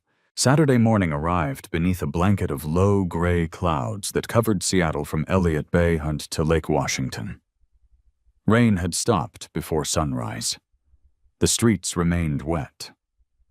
Harbor Point residences reflected the pale morning light like polished glass, calm and elegant, giving no hint that an entire criminal investigation had accelerated beneath its foundation overnight. At 7 o'clock, Jeffrey Lewis arrived before everyone else. He parked his aging Ford F-150 in the employee lot instead of the executive garage. The security guard at the entrance smiled. "Morning, Jeff." "Morning, Eric." "You're here early. Got a few things to inspect." "Elevator 4 has been making noise again." "I'll take a look." Nothing about the conversation sounded unusual. To Eric, Jeffrey remained exactly who he had always appeared to be, the maintenance supervisor. Reliable, quiet, always the first to arrive. Jeffrey carried a black maintenance toolbox toward the service elevator. Inside the toolbox rested no wrench, no screwdriver. Instead, it contained copies of legal preservation orders prepared overnight by Margaret Whitmore. Corporate meeting agendas, building access reports. Nothing more. Everything less dramatic than most people would expect. Jeffrey believed important mornings usually began with paperwork, not speeches. As the service elevator climbed toward the executive offices, Samuel Ortiz watched more than 80 security cameras from Harbor Point Surveillance Center. Additional recording servers had been activated before dawn. Every entrance, every hallway, every elevator, every conference room, every loading dock. Everything would be documented, no exceptions. Samuel spoke quietly into his headset. "Chairman entering executive level." The title still sounded unusual. Only 3 people inside Harbor Point regularly used it. Jeffrey never asked anyone to. 8 minutes later, Margaret arrived carrying 2 leather document cases. Benjamin followed immediately behind her. Neither spoke about the previous evening. There was no need. Every development had already been preserved, indexed, duplicated, and secured before sunrise. Margaret placed the larger document case onto the conference table. The originals from the trust vault arrived at 6:15. Jeffrey nodded. "No issues." "None." Benjamin looked relieved. "The trustees?" "They're prepared to testify if necessary." Jeffrey thanked her quietly. Nothing more. At 7:45, Detective Emily Carter entered with 2 assistant detectives from Seattle Police Financial Crimes. Unlike the previous evening, all 3 now wore official credentials. Emily greeted Jeffrey with a brief handshake. "Search warrants have been approved." Margaret accepted certified copies immediately. Emily continued. "Digital seizure authority. Financial preservation. Document recovery. Electronic communications." Benjamin looked toward Jeffrey. "We're ready," Jeffrey answered calmly. "Almost." Emily understood immediately. "You're waiting for Brandon." Jeffrey nodded once. At exactly 7:58, the executive elevator opened. Brandon Hayes stepped out first. His confidence had returned overnight. He wore a charcoal Italian suit, polished black shoes, and a smile carefully designed to suggest complete control. Behind him came Vanessa Monroe. She carried a leather portfolio and several presentation folders. Nora followed several steps behind. She had barely slept. The previous night's celebration had ended well after midnight, yet Brandon insisted everyone attend the emergency board meeting personally. Nora assumed Harbor Point's anonymous ownership group had finally agreed to discuss future investment opportunities. She still had no idea why Jeffrey had been strangely absent from every conversation since leaving the apartment. The conference room doors opened automatically. Brandon entered without hesitation, then stopped. Jeffrey sat quietly at the far end of the conference table, still wearing work boots, still wearing a simple Navy maintenance jacket. A yellow legal pad rested beside him, nothing else. Brandon laughed softly. "Jeff." Jeffrey looked up. "Morning." Brandon glanced toward Margaret. "I didn't realize maintenance supervisors attended executive meetings." Margaret did not respond. Neither did Benjamin. Brandon smiled politely. "I assume he's fixing something." Jeffrey answered. "Eventually." Vanessa looked uncomfortable. She recognized Margaret Whitmore immediately. Every major real estate transaction in Seattle involved her firm sooner or later. Seeing Harbor Point's general counsel sitting beside Jeffrey made little sense. Nora noticed the same thing. Her eyes moved from Margaret to Benjamin to Samuel, then finally back to Jeffrey. She felt the first quiet stir of confusion. Brandon took a seat halfway down the table. "So," he folded his hands, "what's so urgent?" Margaret calmly distributed meeting packets, one to Brandon, one to Vanessa, one to Nora. One remained in front of Jeffrey. Brandon glanced at the cover page. Emergency Corporate Governance Review. He smiled. "I've attended worse." Emily Carter and the two detectives quietly entered the room. Brandon's smile faded slightly. He looked toward Margaret.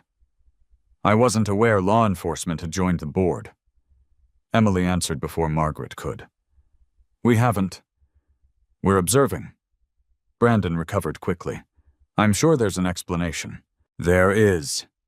Jeffrey finally spoke. His voice remained exactly as calm as it had always been. "Please open the first page." Brandon did. Inside rested a chart of contractor payments. He barely looked at it. "Accounting." Jeffrey nodded. "Continue." Second page. Vendor registrations. Third page. Access logs. Fourth page.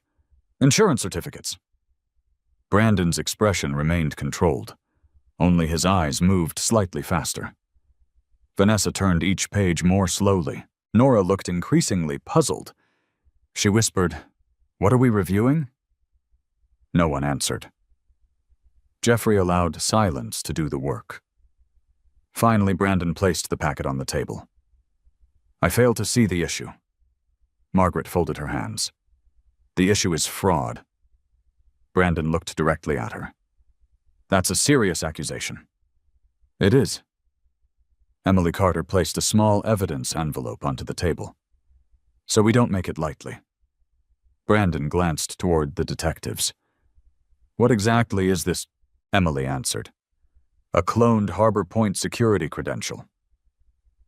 Another envelope appeared. "A forged insurance certificate." Another. "A falsified contractor license." Then another. "Bank transfer records." Brandon remained composed. "Interesting." Jeffrey watched him carefully. The narrator observed only Jeffrey's thoughts. People under pressure often revealed themselves through timing, not words. Brandon looked at the evidence for less than 3 seconds before responding. Too quickly. Someone seeing those documents for the first time would naturally study them. Brandon didn't. Almost as though he already knew what they contained. Jeffrey quietly wrote one sentence onto his yellow legal pad. Samuel, watching from across the table, noticed it immediately. He said nothing. Emily continued. "Mr. Hayes, we also recovered surveillance footage." Brandon shrugged. "From where?" "Our executive archive." That answer finally produced the smallest visible reaction, only a tightening of the jaw. Barely noticeable. Jeffrey noticed, Emily noticed, Margaret noticed, Nora did not. Brandon leaned back comfortably. "I'm not sure why any of this concerns me." Emily smiled slightly. "We'll get there." Samuel pressed a button on the conference room remote. The lights dimmed. A large screen descended from the ceiling. Brandon glanced toward it. His confidence remained. For now. The first image appeared. Timestamp. 7:48 p.m., Executive Archive Corridor. 2 men entering with maintenance equipment. Brandon looked without expression. "I don't recognize them." Second image. The same men replacing corporate records. No reaction. Third image. The men exiting with a sealed envelope. Still nothing. Then Samuel advanced one more frame. Underground parking garage, black Mercedes-Benz, license plate clearly visible. Brandon's own vehicle. The room became perfectly silent. Next image. Brandon accepting the sealed envelope from the two men, then receiving the encrypted drive, then placing both into his leather briefcase.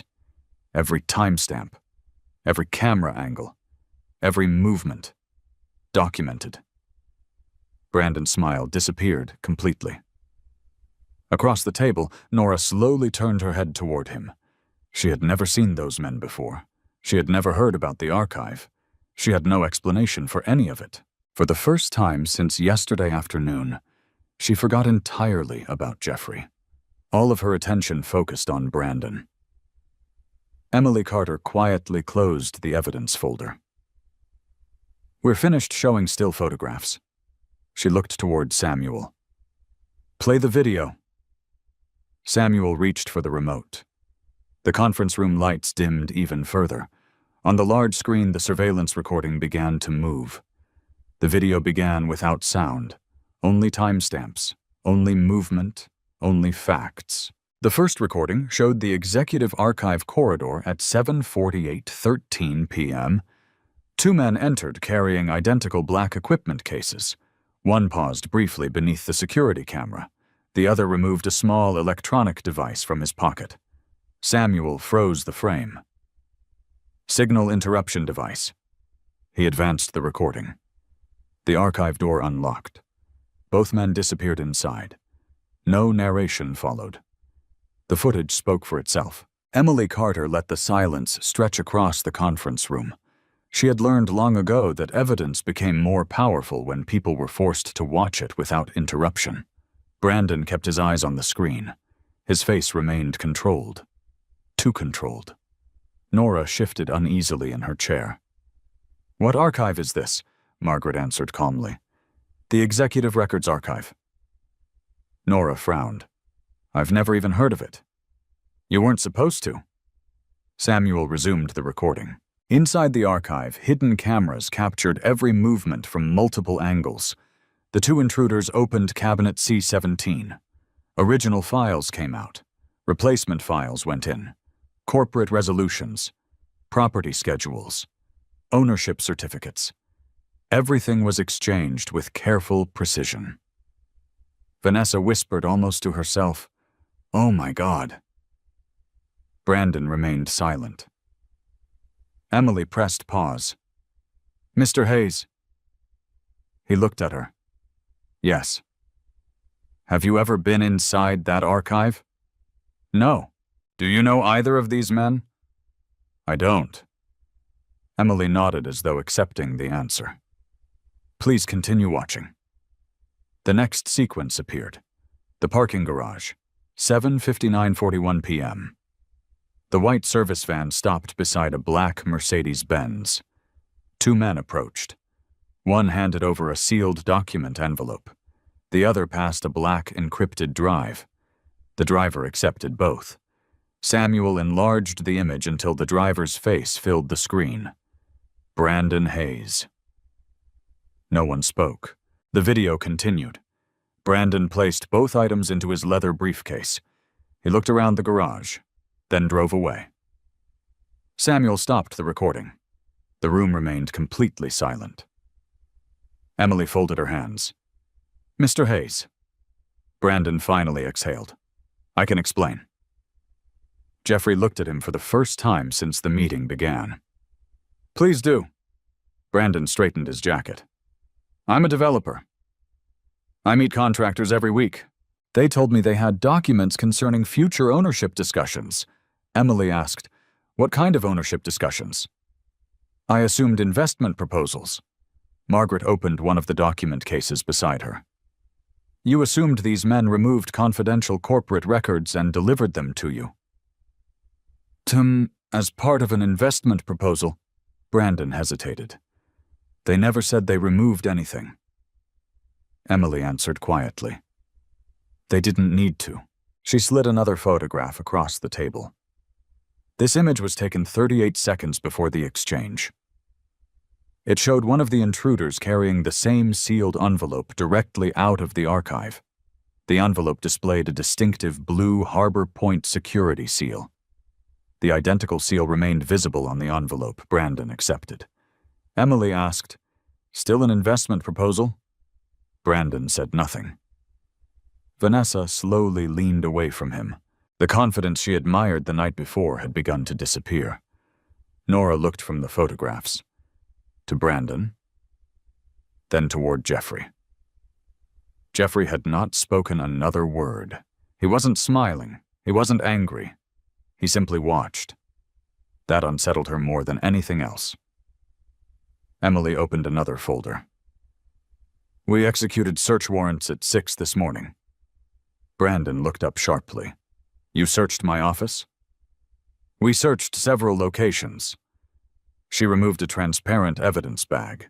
Inside rested the same leather briefcase visible in the surveillance footage. We recovered this. Brandon's expression hardened. My attorney. You'll have every opportunity to speak with your attorney. Emily interrupted politely. She continued removing evidence. The sealed envelope, the encrypted drive, replacement ownership certificates, forged board resolutions, counterfeit trust amendments. One by one they appeared across the conference table. Benjamin quietly shook his head. They actually intended to replace the ownership chain. Margaret answered. They intended to control it. Emily picked up one document. This certificate identifies Harbor Point Development Group as majority owned by Northwest Urban Advisors. Benjamin laughed once. Not because anything was funny, because the forgery was almost unbelievable. Northwest Urban Advisors doesn't own a single square foot of this building. Emily nodded. We know. Brandon finally spoke again. Those papers aren't mine. They were found inside your briefcase. I didn't know what they were. Jeffrey quietly asked his first question. When did you intend to use them? Brandon turned toward him. I don't know what you're talking about. Jeffrey remained calm. You told investors last night ownership would become simpler. Brandon froze. Nora remembered those exact words. So did I. Charles Whitaker's voice suddenly came from the doorway. Everyone turned. Charles entered, accompanied by another investor, Linda Reynolds. Emily nodded toward them. They agreed to provide statements this morning. Charles looked directly at Brandon. You said anonymous ownership wouldn't remain anonymous much longer. Linda added, You also said negotiations were already finished. Brandon looked trapped for the first time. I was speaking generally. Charles shook his head. No? You were very specific. Emily thanked both witnesses before asking them to wait outside. As the door closed, Nora slowly lowered her eyes. Fragments from the previous evening began fitting together. Brandon's confidence, his mysterious phone calls, his repeated comments about ownership, his insistence that Jeffrey leave. Had any of it been coincidence, she wasn't sure anymore. Jeffrey noticed her confusion, but he said nothing. The narrator remained within Jeffrey's thoughts. He had spent years learning that truth arrived differently, for everyone. Some people accepted it immediately. Others needed to watch every illusion collapse first. Margaret unlocked the second leather document case. Unlike the first, this one contained only a single thick binder. Dark blue leather, silver lettering, Lewis Family Trust. Brandon's eyes immediately fixed on it. Margaret placed the binder directly in front of Jeffrey. The certified originals. Emily looked toward Jeffrey. I believe it's time. Jeffrey rested one hand on the binder. He opened it slowly. Inside rested original incorporation documents dating back nearly 4 decades. Property acquisition records, trust amendments, board appointments. Every page carried embossed seals from the state of Washington. Every signature had been independently notarized. Margaret turned to the final section. This is the current ownership certification. She slid the document toward Detective Carter. Emily read it carefully, then passed it to Brandon. He stared at the page. His face gradually lost all color. Across the top appeared Harbor Point Development Group. Below it, the certified ownership structure. Majority shareholder. Chairman of the board. Jeffrey Allen Lewis. Nora instinctively leaned towards the document. No. She whispered the word before realizing she had spoken aloud. Benjamin quietly stood. For the first time in the meeting, he addressed Jeffrey formally. Mr. Chairman? The title echoed through the conference room. Nobody moved. Nobody breathed. Nora looked at Jeffrey as though seeing a stranger. The maintenance jacket, the worn boots, the old pickup truck, the homemade lunches. Every ordinary detail she had used to define him suddenly meant something completely different. Jeffrey had never pretended to be poor. He had never claimed to be powerless. He had simply never announced who he was. Emily closed the ownership binder. She looked at Brandon one final time. Mr. Hayes. Before she could continue, a uniformed Seattle police officer knocked once on the conference room door, stepped inside, and handed her a folded document. Emily read it, then looked toward Jeffrey. The judge has signed the remaining warrants. She folded the paper carefully. Everything is now in place. No one spoke after Detective Emily Carter folded the signed warrants. The silence itself became part of the evidence. Outside the conference room windows, downtown Seattle continued its ordinary Saturday morning. Ferries crossed Elliott Bay. Traffic moved along Alaskan Way. People carried coffee cups beneath clearing skies. Inside Harbor Point's executive offices, several lives had quietly divided into before and after. Emily placed the signed warrants beside the ownership binder. Mr. Hayes, she said evenly, before we proceed any further, you should understand that this meeting is still voluntary. Brandon forced a thin smile. So I'm free to leave? Emily met his eyes. For the moment. Brandon pushed his chair back. Then I think this conversation is over. He reached for his leather briefcase. Emily did not move. Neither did the two detectives standing near the conference room doors. Brandon lifted the briefcase. It did not leave the table. One detective calmly placed a hand on it. I'm afraid that remains evidence. Brandon looked irritated. That's my property. Emily shook her head. It was seized this morning under judicial warrant. She slid a certified copy of the warrant across the table. Brandon barely glanced at it. My attorney will challenge this. I'm sure he will. Margaret Whitmore spoke for the first time in several minutes. And will provide him with every document he requests. There was no sarcasm, only certainty. Brandon looked around the room.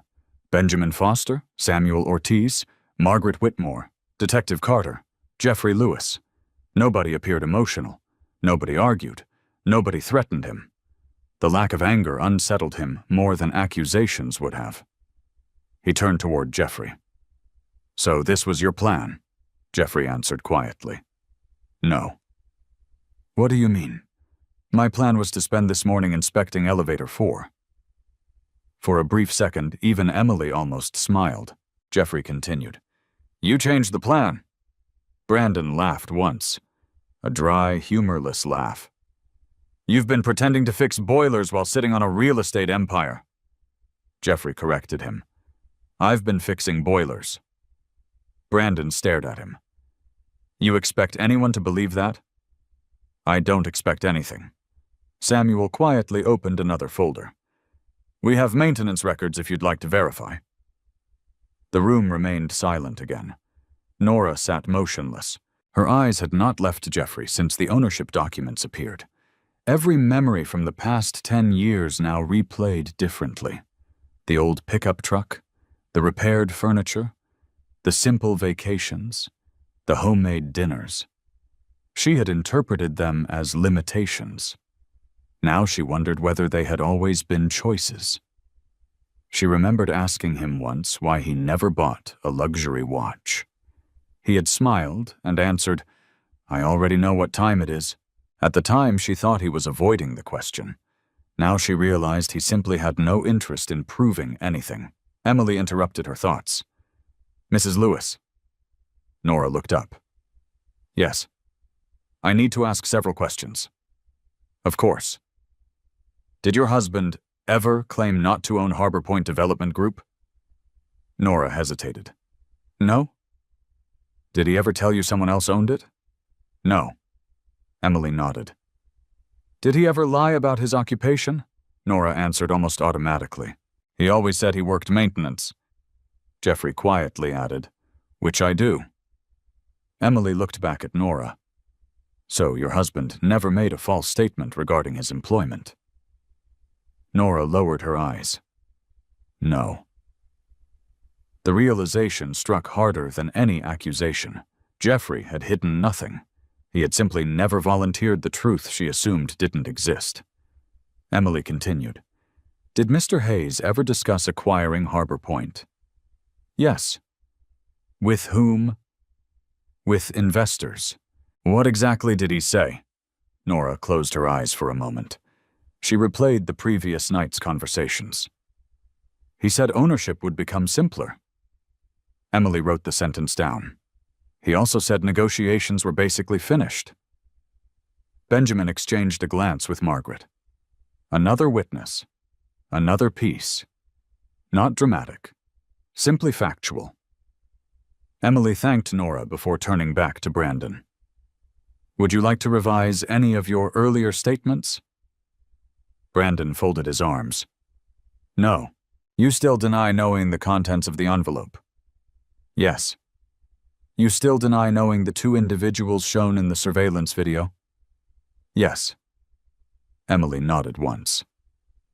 Samuel reached for another remote. I think you'll find this relevant.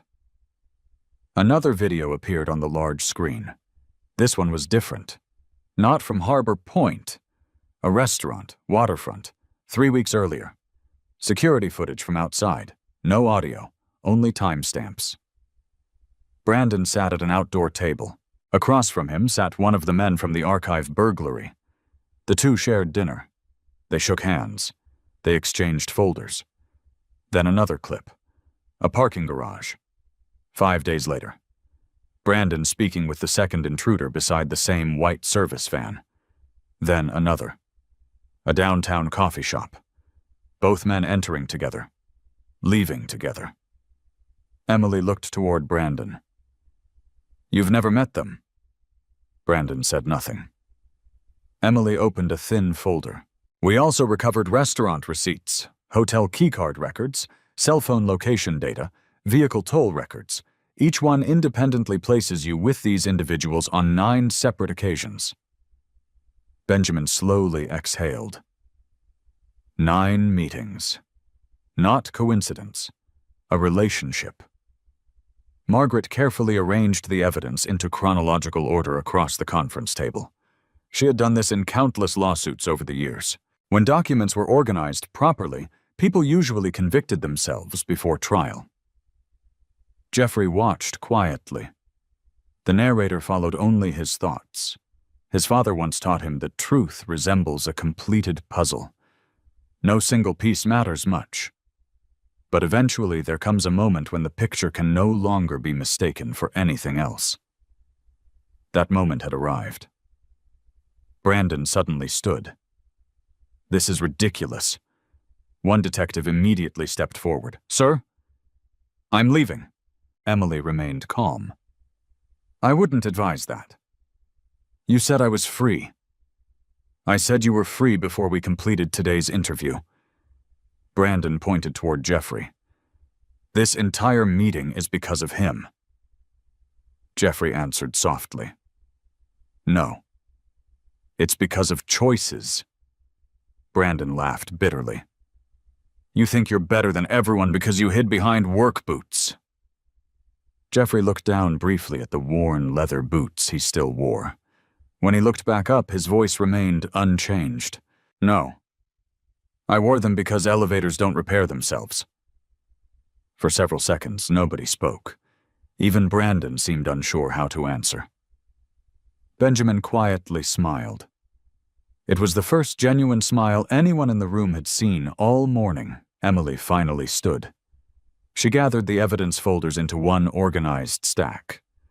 Then she looked directly at Brandon Hayes. "The interview is over." Brandon reached for his jacket. "So I can go." Emily slowly removed a folded document from the top of the stack. "This isn't another interview request." She unfolded it. "Seattle Municipal Court, State of Washington, signed only 43 minutes earlier." She read the first line aloud.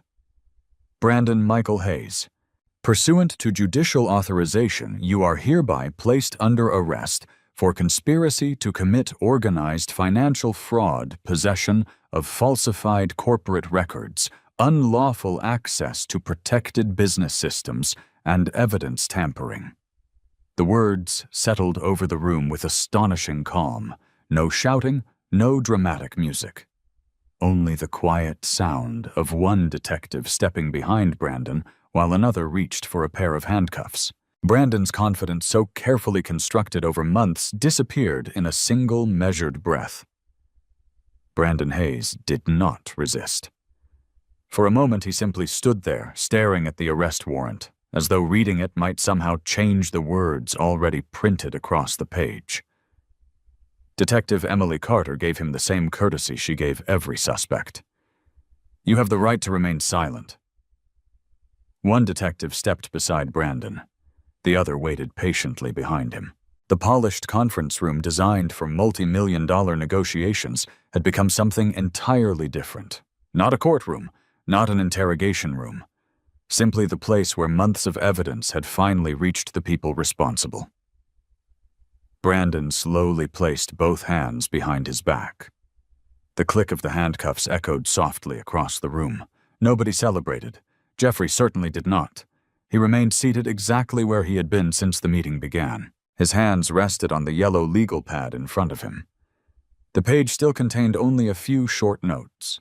Nothing emotional, nothing personal. Just dates, times, document references. The narrator understood why. Jeffrey had spent months preparing for this moment. He had no need for dramatic speeches. Truth rarely required them. Emily continued reading the formal charges.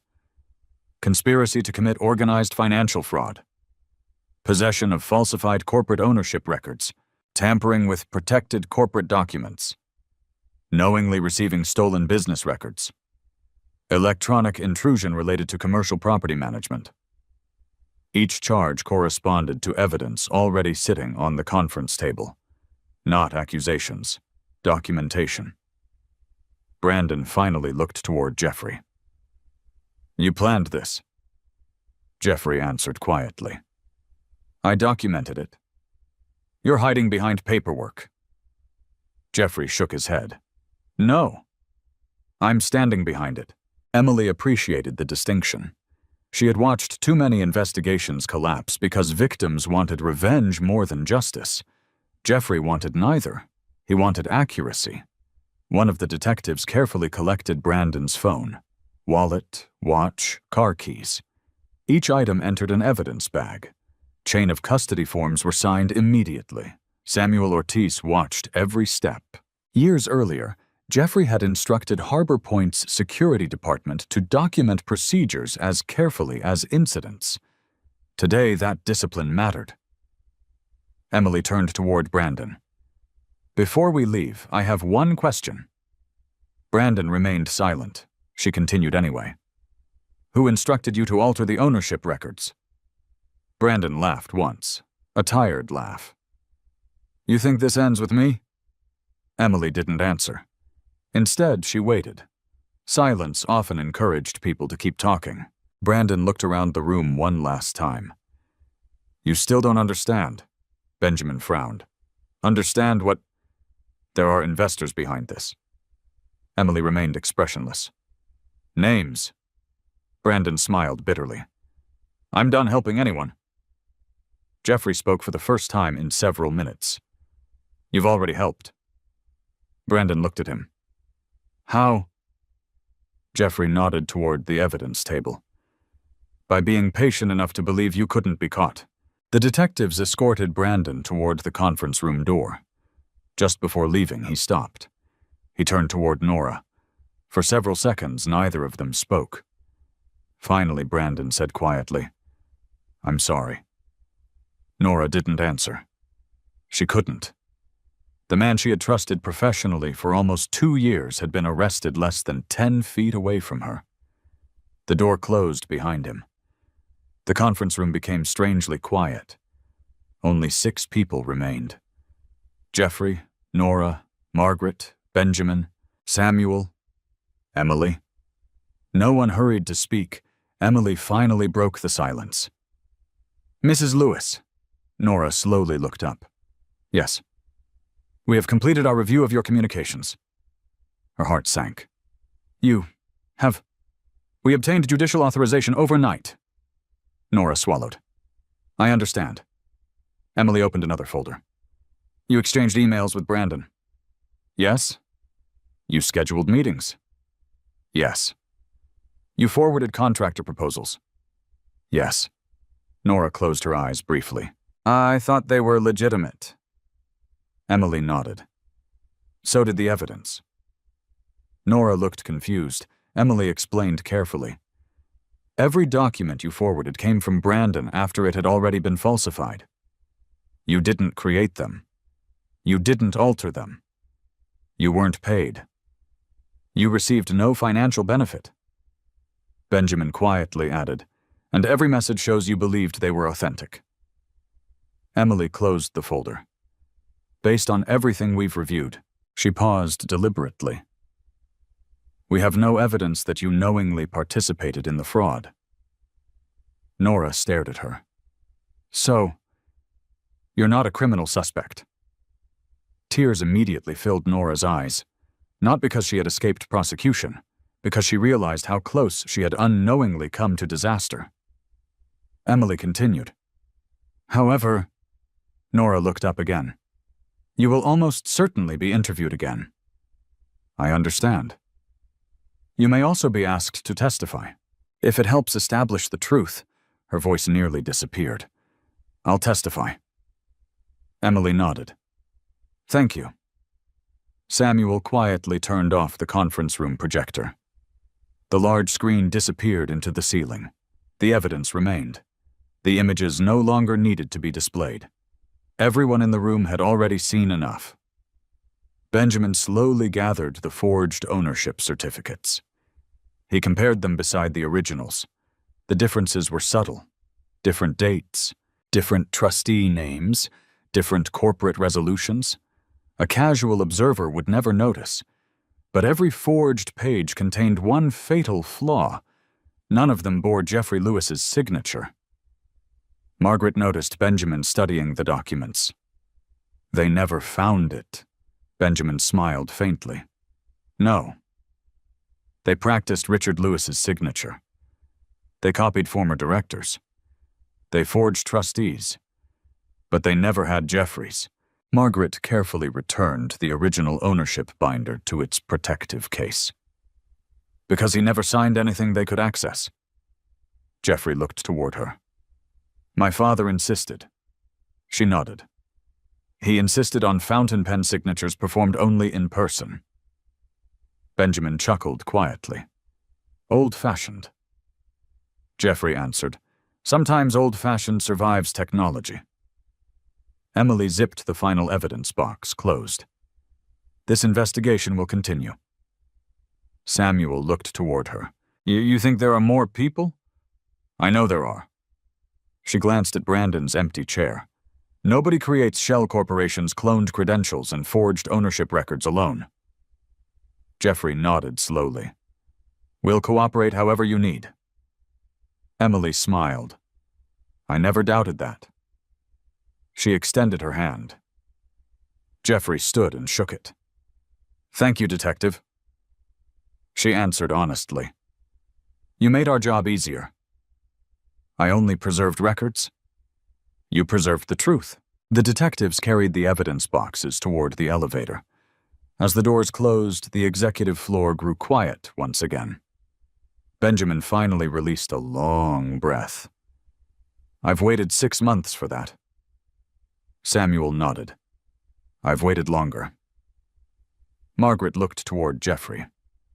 You all right? Jeffrey glanced through the conference room windows toward Harbor Point residences across downtown Seattle. Residents walked dogs along the sidewalks. Families entered the lobby carrying groceries. Children laughed near the fountain outside. Life continued, exactly as it should. I am. Margaret understood. He wasn't relieved because Brandon had been arrested. He was relieved because innocent people inside Harbor Point would no longer become victims of a crime they never knew existed. Across the room, Nora remained seated. She hadn't spoken since Emily cleared her of criminal involvement. She watched Jeffrey quietly gathering his yellow legal pad. He closed it, picked up his maintenance jacket, then reached for the same worn toolbox he had carried into the meeting that morning. No expensive briefcase, no executive escort, no dramatic exit. Benjamin looked puzzled. "Where are you going?" Jeffrey answered as though nothing extraordinary had happened. "Elevator 4. Samuel blinked. "The noise." Jeffrey nodded. "It still needs fixing." Benjamin laughed softly. "You're serious?" Jeffrey looked at him. "The residents still have to get upstairs." No one argued, because every person remaining in that room suddenly understood something the title chairman had never explained. Jeffrey Lewis had never worked maintenance to disguise who he was. He worked maintenance because to him ownership had always meant responsibility first. As Jeffrey reached the conference room door, a young administrative assistant hurried down the hallway toward him. She looked nervous. Mr. Lewis." He stopped. "Yes. The lobby is asking for you." "What happened?" She hesitated. "A group of residents just learned who owns Harbor Point." She swallowed. "And they're all waiting downstairs." Jeffrey looked at the young administrative assistant for a moment before answering. "Did someone invite them?" She shook her head. "No, sir. They heard the police were here this morning. And then one of the attorneys accidentally addressed you as Chairman Lewis in the lobby." Benjamin sighed quietly. "So much for staying anonymous." Margaret closed her document case. "It was only a matter of time." Jeffrey nodded once. "It usually is." He picked up his maintenance toolbox. "Let's go downstairs." The executive elevator descended in complete silence. Jeffrey stood beside Samuel while Margaret and Benjamin reviewed the remaining legal documents one final time. No one discussed Brandon Hayes. His arrest was no longer the company's most immediate concern. Protecting Harbor Point was. When the elevator doors opened into the main lobby, nearly 40 people stood waiting. Residents, concierges, maintenance technicians, cleaning staff, security officers, several office employees. The lobby, normally filled with quiet conversation, became completely still. Eric, the security guard who had greeted Jeffrey earlier that morning, stared in disbelief. "Jeff?" Jeffrey smiled. "Morning again." Eric looked from Jeffrey to Margaret, then to Benjamin.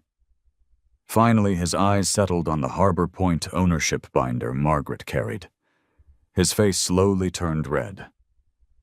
"I've been calling you Jeff for 7 years." Jeffrey chuckled softly.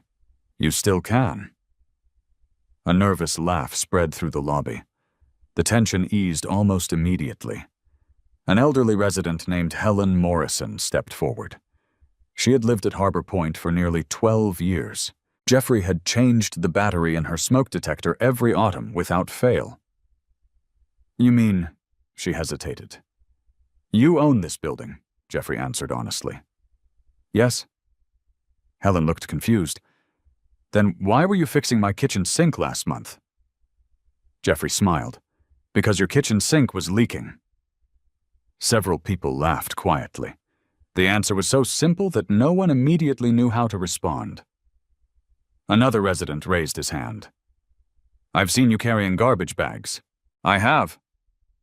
"You cleaned snow off the front steps last winter." "Yes." "But," the man struggled to finish the question. "Why?" Jeffrey looked around the lobby. His voice remained calm enough that everyone leaned forward to hear. Because someone needed to. Silence followed. Not uncomfortable silence. Respectful silence. Samuel watched the employees more than the residents. Maintenance workers stood near the back. Most still wore work uniforms. Several looked overwhelmed. Luis Ramirez, the senior plumbing technician, finally stepped forward. "I complained to you about my supervisor 3 years ago." Jeffrey nodded. "I remember." "I didn't know." Luis laughed awkwardly.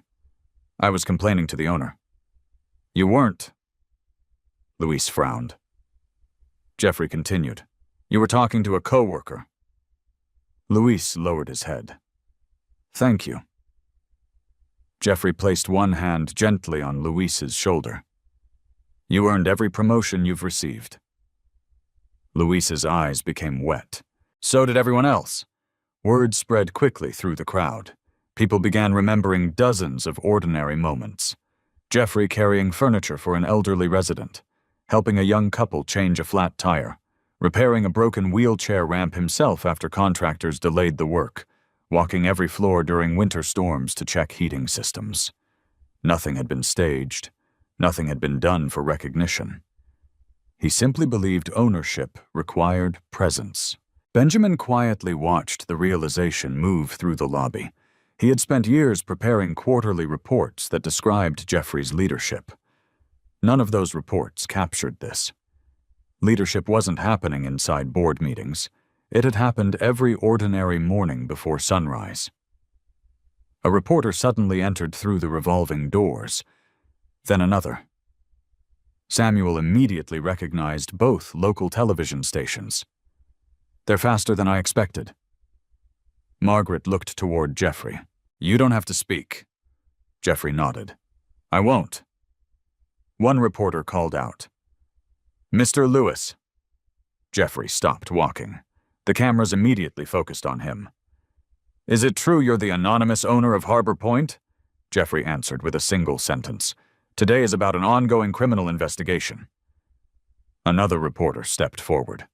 "Can you comment on Mr. Brandon Hayes' arrest?" "I'm confident the legal process will. Your wife reportedly asked you to leave before last night's investor reception. Is that true?" The lobby became perfectly quiet. Every employee looked toward Jeffrey. He could have embarrassed Nora. He could have confirmed every rumor already spreading through downtown Seattle.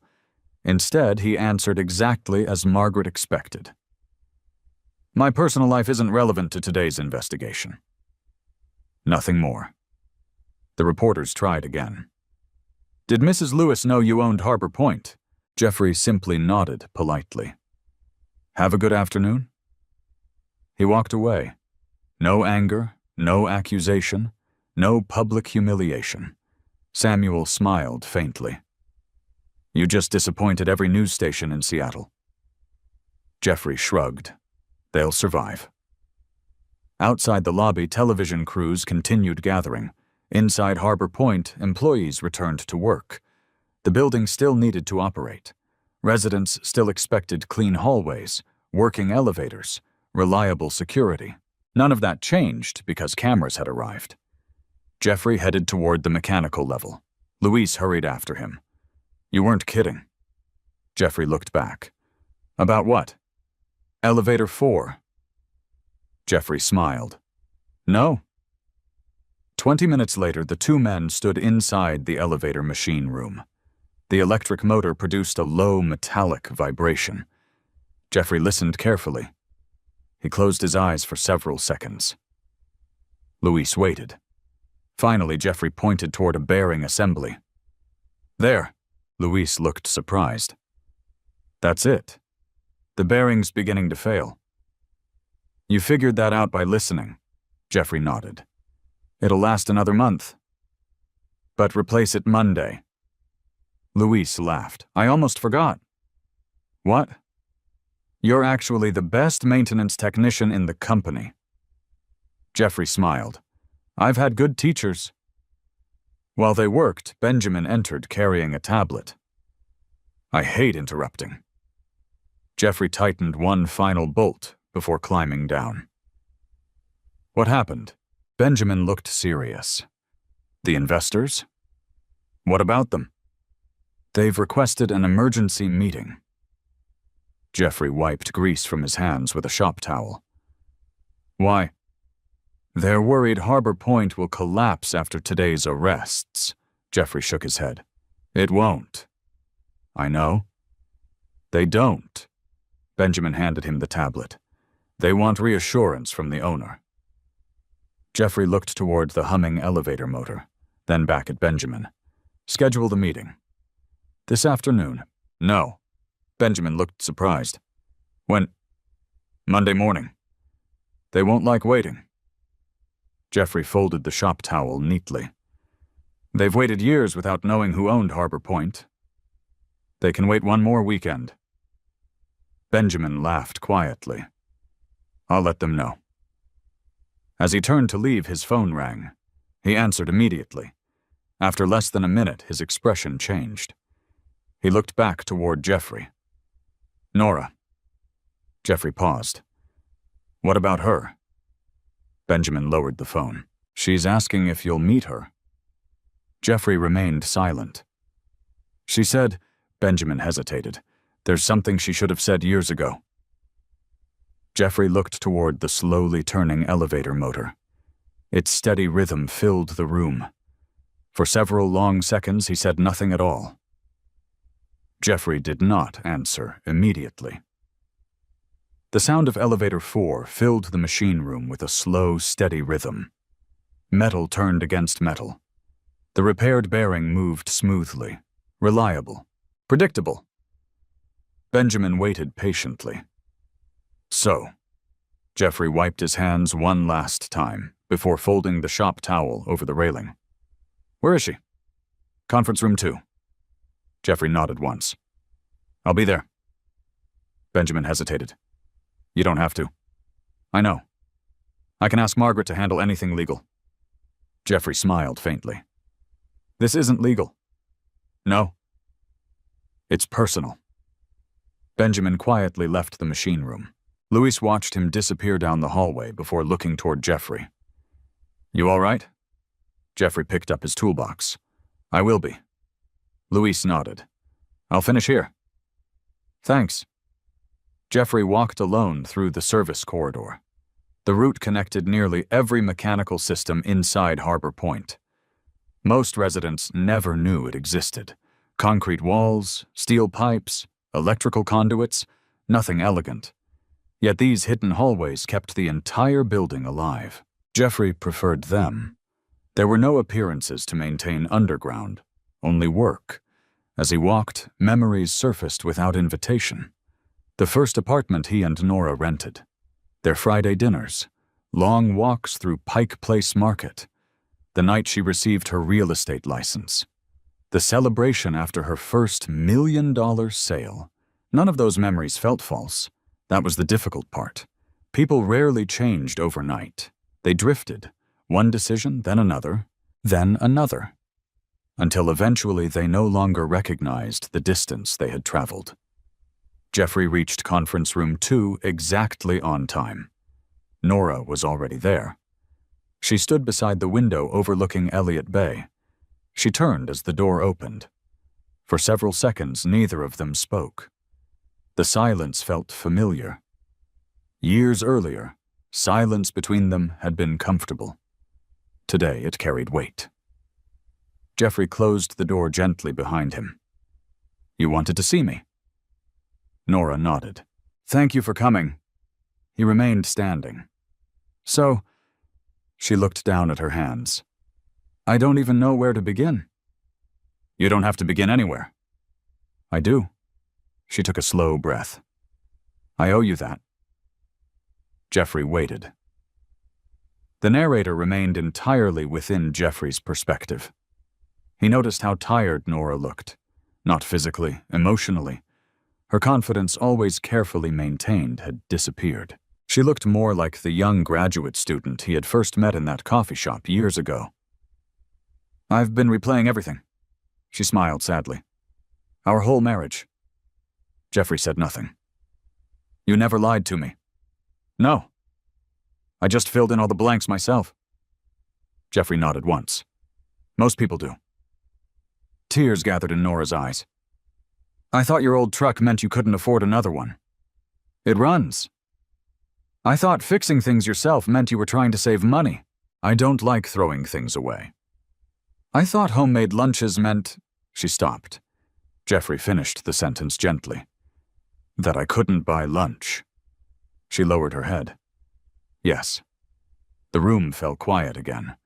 Outside, a ferry crossed Elliott Bay, leaving a long, white wake behind it. Nora looked back toward Jeffrey. Why didn't you tell me? He answered honestly. I wanted someone to know Jeffrey. Not Chairman Lewis. I married you. You did. I thought that meant titles weren't necessary. She covered her face briefly. They weren't. I made them necessary. Jeffrey didn't disagree. He also didn't agree. He simply listened. I kept waiting for you to prove people wrong. She laughed bitterly through tears. And you never tried. Jeffrey's voice remained calm. I wasn't competing with anyone. She looked directly at him. But they looked down on you.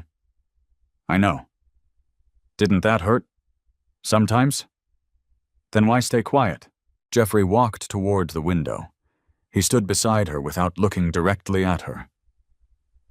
Do you remember Helen Morrison, our resident? The elderly woman with the broken sink.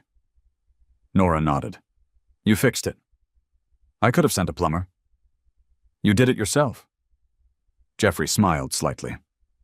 Helen thanked the maintenance supervisor. He looked toward the city below. Not the owner. I preferred that. Nora finally understood. For Jeffrey, respect earned through work meant more than respect offered because of wealth. I don't think I ever understood you. Jeffrey answered softly. You understood me. You just stopped looking. That sentence hurt more than any accusation could have. Nora closed her eyes. I'm sorry. Jeffrey believed her, completely. That was what made the moment so painful. Her apology was genuine. It had simply arrived too late. I never wanted your money. I know. I wanted to be proud of my husband. Jeffrey turned toward her. You could have been. Silence. You just thought pride required something different? A tear rolled down Nora's cheek. I did. Jeffrey reached into his maintenance jacket. He removed the wedding ring he had left beside the coffee mug the previous evening. He had picked it up before leaving the apartment that morning. He looked at it for several seconds. Gold. Scratched from years of ordinary life. Camping trips, home repairs, countless days of honest work. He placed it gently on the conference table between them. Nora stared at it. I hoped, she whispered. You were bringing it back, Jeffrey answered with kindness. I brought it so neither of us would leave without clarity. She began crying quietly, not loudly, not dramatically, just the kind of tears that appear when someone finally stops arguing with reality. Jeffrey waited until she regained her composure. I've asked Margaret to prepare the paperwork. Nora nodded slowly. The divorce. Yes. You already decided. I decided last night. When I asked you to leave. Jeffrey met her eyes. When you decided appearances mattered more than partnership. She didn't defend herself. There was no defense left. I don't want anything. She spoke carefully now. No property. No money. No settlement beyond what's fair. Jeffrey believed her. I know. I earned my own career. You did? And I'll rebuild it. Jeffrey nodded. I hope you do. She looked surprised. You mean that? I do. I don't hate you, Nora. She broke into tears again. I almost wish you did. It would be easier. For both of us. Jeffrey smiled sadly. Probably. Another long silence settled over the room. Finally, Nora asked the question that had haunted her since that morning. Will you ever forgive me? Jeffrey thought carefully before answering. Yes, she looked up hopefully. But forgiveness and trust aren't the same thing. The hope in her eyes slowly faded. I understand. I don't think you do yet. He spoke gently. One day you will. Jeffrey picked up the unsigned divorce documents Margaret had left earlier. He signed his name carefully. Jeffrey Allen Lewis. The same signature Brandon Hayes had spent months trying unsuccessfully to forge. Jeffrey slid the papers across the table. Nora looked at them for several seconds, then signed beneath his name. Her hand trembled slightly. When she finished, neither reached for the documents. The marriage that had begun with shared dreams ended without shouting, without insults, without revenge. Only 2 signatures. Jeffrey gathered the papers. He paused at the door. Without turning around, he spoke one final sentence. I truly hope you find the life you're looking for. Then he quietly left the room. Nora remained standing beside the window, watching Elliott Bay long after Jeffrey disappeared into the hallway. For the first time in many years, she understood that the greatest thing she had lost was never Harbor Point. It was the quiet man who had never once asked the world to recognize him. Monday morning began like every other Monday at Harbor Point. Delivery trucks arrived before sunrise. The bakery across the street unloaded fresh bread for the cafe in the lobby. Cleaning crews polished the marble floors until they reflected the ceiling lights. Residents hurried toward work carrying coffee cups and laptop bags. Life moved forward. That was exactly what Jeffrey wanted. At 6:30, he unlocked the maintenance workshop himself.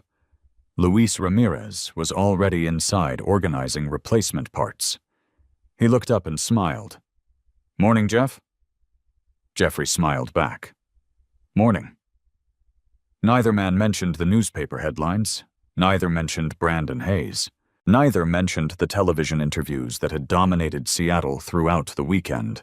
Inside the workshop, Jeffrey remained exactly what he had always been. A co-worker. Luis handed him a clipboard. Elevator 4 passed inspection. Good.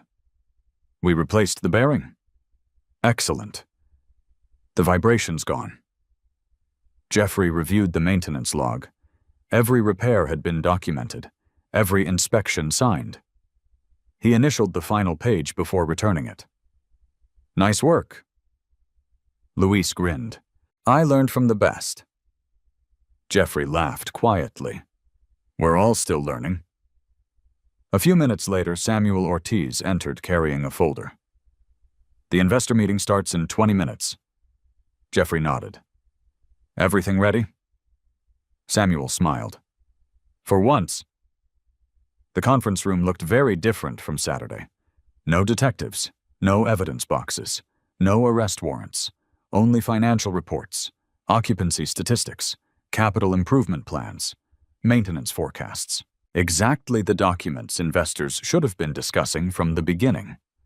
At 8 o'clock, 12 investors entered. Among them were Charles Whitaker and Linda Reynolds, who had agreed to cooperate with investigators. Several unfamiliar faces represented pension funds and insurance companies. Some looked nervous, others simply looked curious. Jeffrey entered last, still wearing the same work boots, still carrying a yellow legal pad. Conversation stopped immediately. Benjamin stood.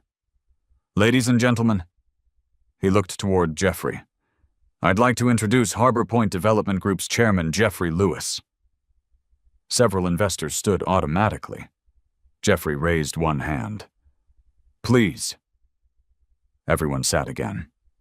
He remained standing. I appreciate all of you coming. No elaborate welcome. No polished executive speech, just a simple beginning. Charles spoke first.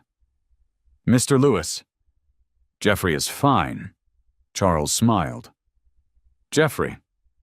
He nodded. The news has created understandable concern. It has. Can Harbor Point continue operating normally? Jeffrey answered without hesitation. It already is. Benjamin projected occupancy numbers onto the screen. 98% residential occupancy, 96% commercial occupancy. No interruption to building operations. Samuel displayed security upgrades implemented over the weekend. Every cloned credential had been disabled. Additional authentication procedures were active. Independent cybersecurity consultants had completed emergency reviews. Margaret summarized the legal position. All forged ownership documents have been invalidated. Every property title remains unchanged. No resident ownership interests have been affected. Questions continued for nearly an hour. Insurance, financial reserves, vendor contracts, construction schedules. Jeffrey answered each one directly. If he didn't know a number from memory, Benjamin provided it. If legal clarification became necessary, Margaret explained it. When security questions arose, Samuel responded. Nobody interrupted one another. Nobody exaggerated. Nobody promised impossible results. By the end of the meeting, the atmosphere had changed completely. Charles leaned back in his chair. I've attended investment meetings for 30 years. Jeffrey looked toward him. And I've never seen an owner admit what he doesn't know. Jeffrey smiled. I employ people who know more than I do. Several investors laughed. Charles nodded appreciatively.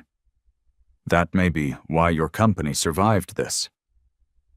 After the meeting concluded, investors gradually left the conference room. Most paused to shake Jeffrey's hand. Not because he owned Harbor Point, because they trusted him. Benjamin noticed the difference immediately. Respect had replaced curiosity. Later that afternoon, Jeffrey walked through Harbor Point's residential lobby as he always had. Only now residents greeted him differently. Not with surprise, with warmth. Helen Morrison waved from her favorite chair near the fireplace. Jeffrey. He walked over. Good afternoon, Helen. I baked too many blueberry muffins. She held out a small container. I was hoping you'd help me solve that problem. Jeffrey laughed. I suppose I can. She lowered her voice. I've been thinking. About what? All these years, she smiled. I kept thanking the maintenance man. Jeffrey accepted the container. You were thanking the right person. She reached over and patted his arm. No. I was thanking the right heart. Jeffrey looked away for a moment. Compliments always made him uncomfortable.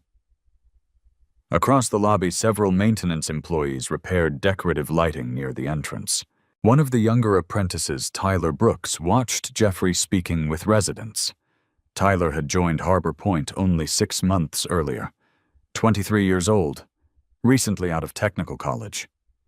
He hurried over as Jeffrey walked toward the elevators. Mr. Lewis? Jeffrey turned. Yes. Tyler hesitated. I wanted to ask something. Go ahead. Why did you keep doing maintenance? Jeffrey smiled. I still do. You know what I mean. Tyler glanced around the lobby. You could have stayed in an office. I could. You could have hired people. I did. You could have let someone else handle all this. Jeffrey looked toward the front entrance. A concierge helped an elderly resident with grocery bags. A janitor quietly polished the brass door handles. 2 children laughed while waiting for the elevator. This building doesn't exist because of me. Tyler looked confused. It doesn't. Jeffrey shook his head. It exists because hundreds of people do their jobs every day. He looked back at Tyler. I just happen to be responsible for making sure they have everything they need. Tyler thought about that for several seconds. My instructor always said the owner is the boss. Jeffrey smiled gently. A boss gives orders. And an owner, Jeffrey looked across the lobby once more. An owner accepts responsibility. Tyler nodded slowly. The answer seemed almost too simple, yet somehow it explained everything. That evening, Jeffrey changed into fresh work clothes before beginning his usual property walk. The route never changed. Lobby, parking garage, mechanical rooms, emergency exits, roof access, boiler controls. Exactly the same inspection he had performed hundreds of times before. Nothing about his title changed the routine. As he reached the rooftop just before sunset, Seattle spread before him in shades of gold and blue. Mount Rainier stood clearly against the horizon. The rain had finally disappeared. Samuel joined him, carrying 2 cups of coffee. "I figured you'd be here." Jeffrey accepted one. "Thanks." Samuel looked out across the skyline. "You know?" "What?"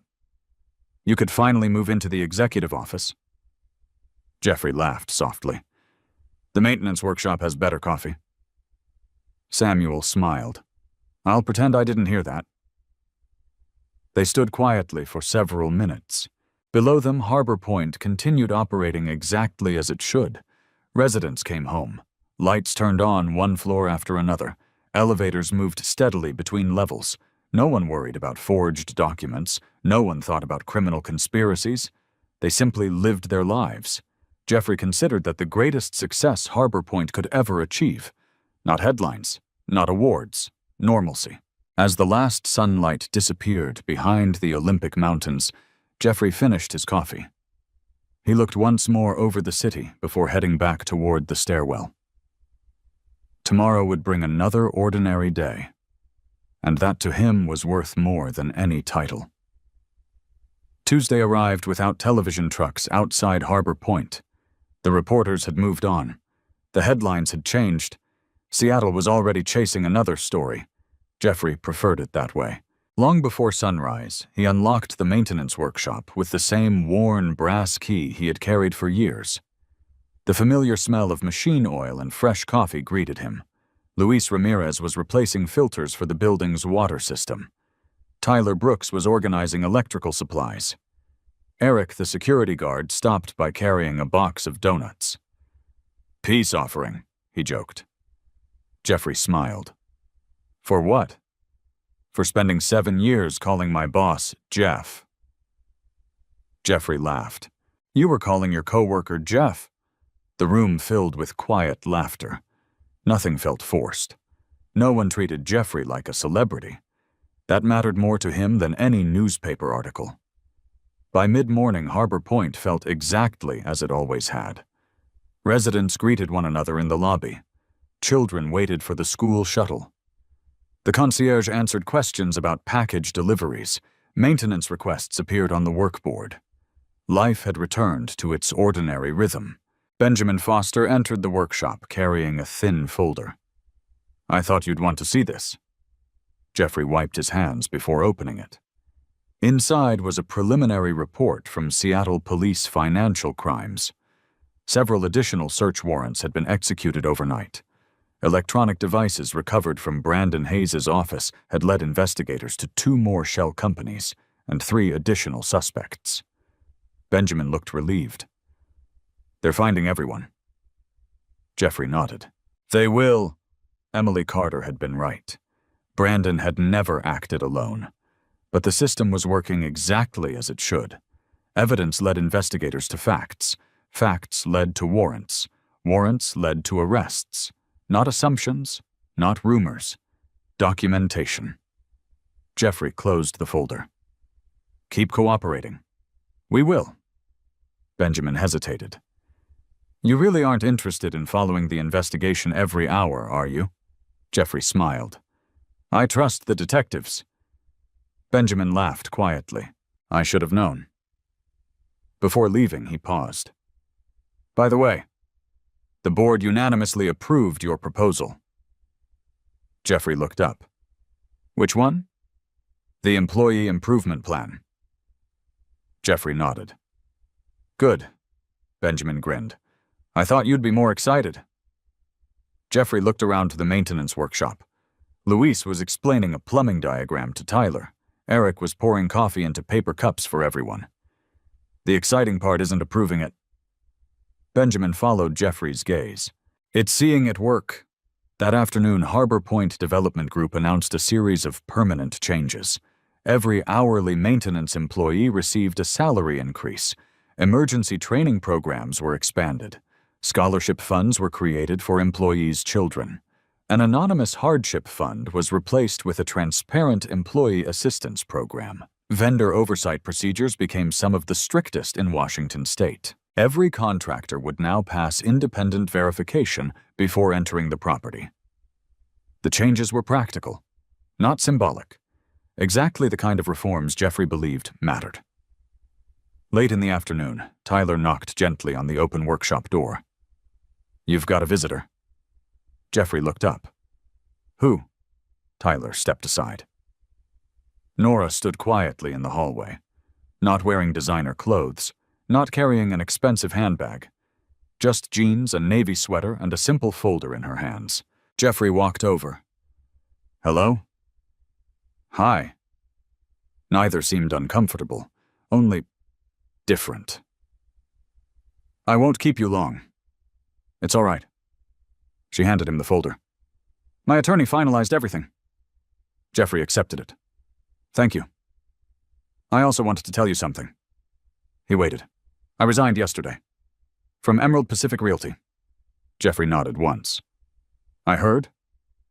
I need to start over." She smiled sadly. "I think that's probably good for me." Jeffrey believed she meant it. "I hope you find somewhere that appreciates your abilities." She looked at him for a long moment. "You always did." Jeffrey didn't answer, because it was true. "I won't ask for another chance."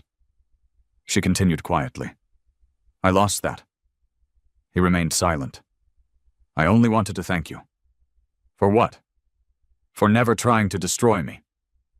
Jeffrey looked toward the busy maintenance workshop. "I wasn't trying to win." Nora smiled through damp eyes. "I know." She extended her hand, not as a wife, not even as someone hoping for reconciliation, simply as one person acknowledging another. Jeffrey shook it. "I wish you well, Nora." "You too, Jeffrey." She walked away without looking back. Jeffrey watched until the elevator doors closed. Then he returned to work. The chapter had ended exactly as it should. Without bitterness, without spectacle. Several weeks passed. Summer settled over Seattle.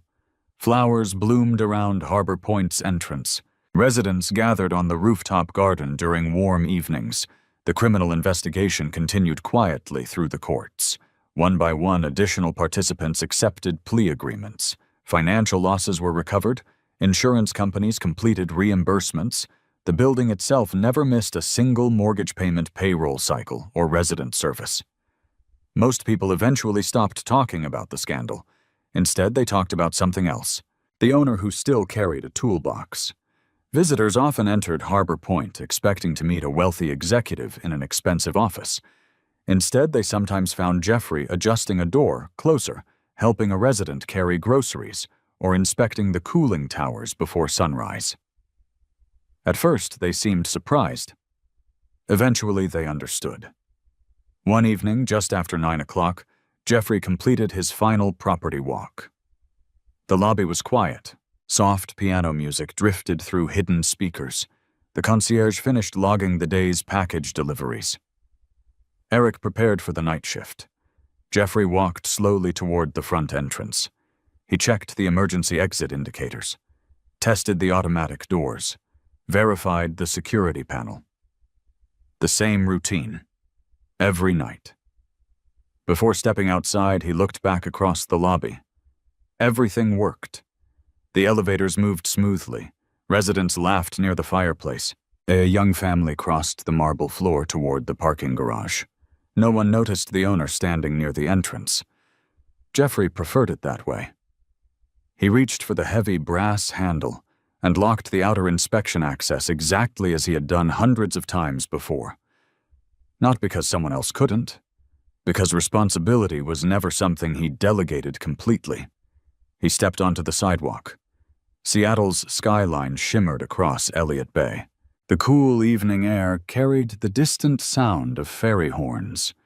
Jeffrey slipped his hands into the pockets of his maintenance jacket and began walking toward his old Ford F-150. The truck still had faded paint. The boots on his feet still carried small scratches from years of honest work. Nothing about his life looked dramatically different, yet everything that truly mattered had become clearer. People had mistaken humility for weakness. They had confused quietness with insignificance. They believed appearances revealed value. They were wrong. Jeffrey never needed to prove who he was. Time did that.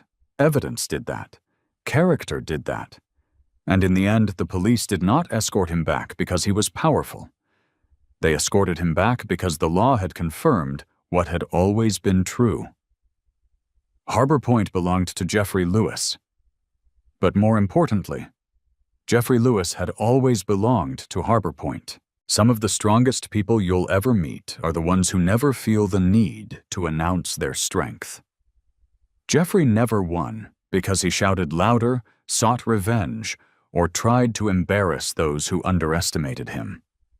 He won because he remained patient when others became careless, because he valued facts over emotions, and because he trusted that truth supported by evidence can outlast even the most convincing lie. In everyday life, it's easy to judge people by their job title, clothes, car, or the way they choose to live. But character is built in the ordinary moments that no one applauds, keeping promises, treating people with respect, doing honest work, and taking responsibility even when no one is watching. Those quiet habits often reveal far more about a person than success ever can. Have you ever been underestimated because of your appearance, your job, or the way you chose to live? Or have you ever realized too late that someone deserved far more respect than you gave them? Share your story in the comments. Your experience may encourage someone else who's going through the same thing today. If you enjoyed this story, don't forget to subscribe. Tomorrow's story is about another ordinary man whose quiet decisions changed far more lives than anyone around him ever imagined.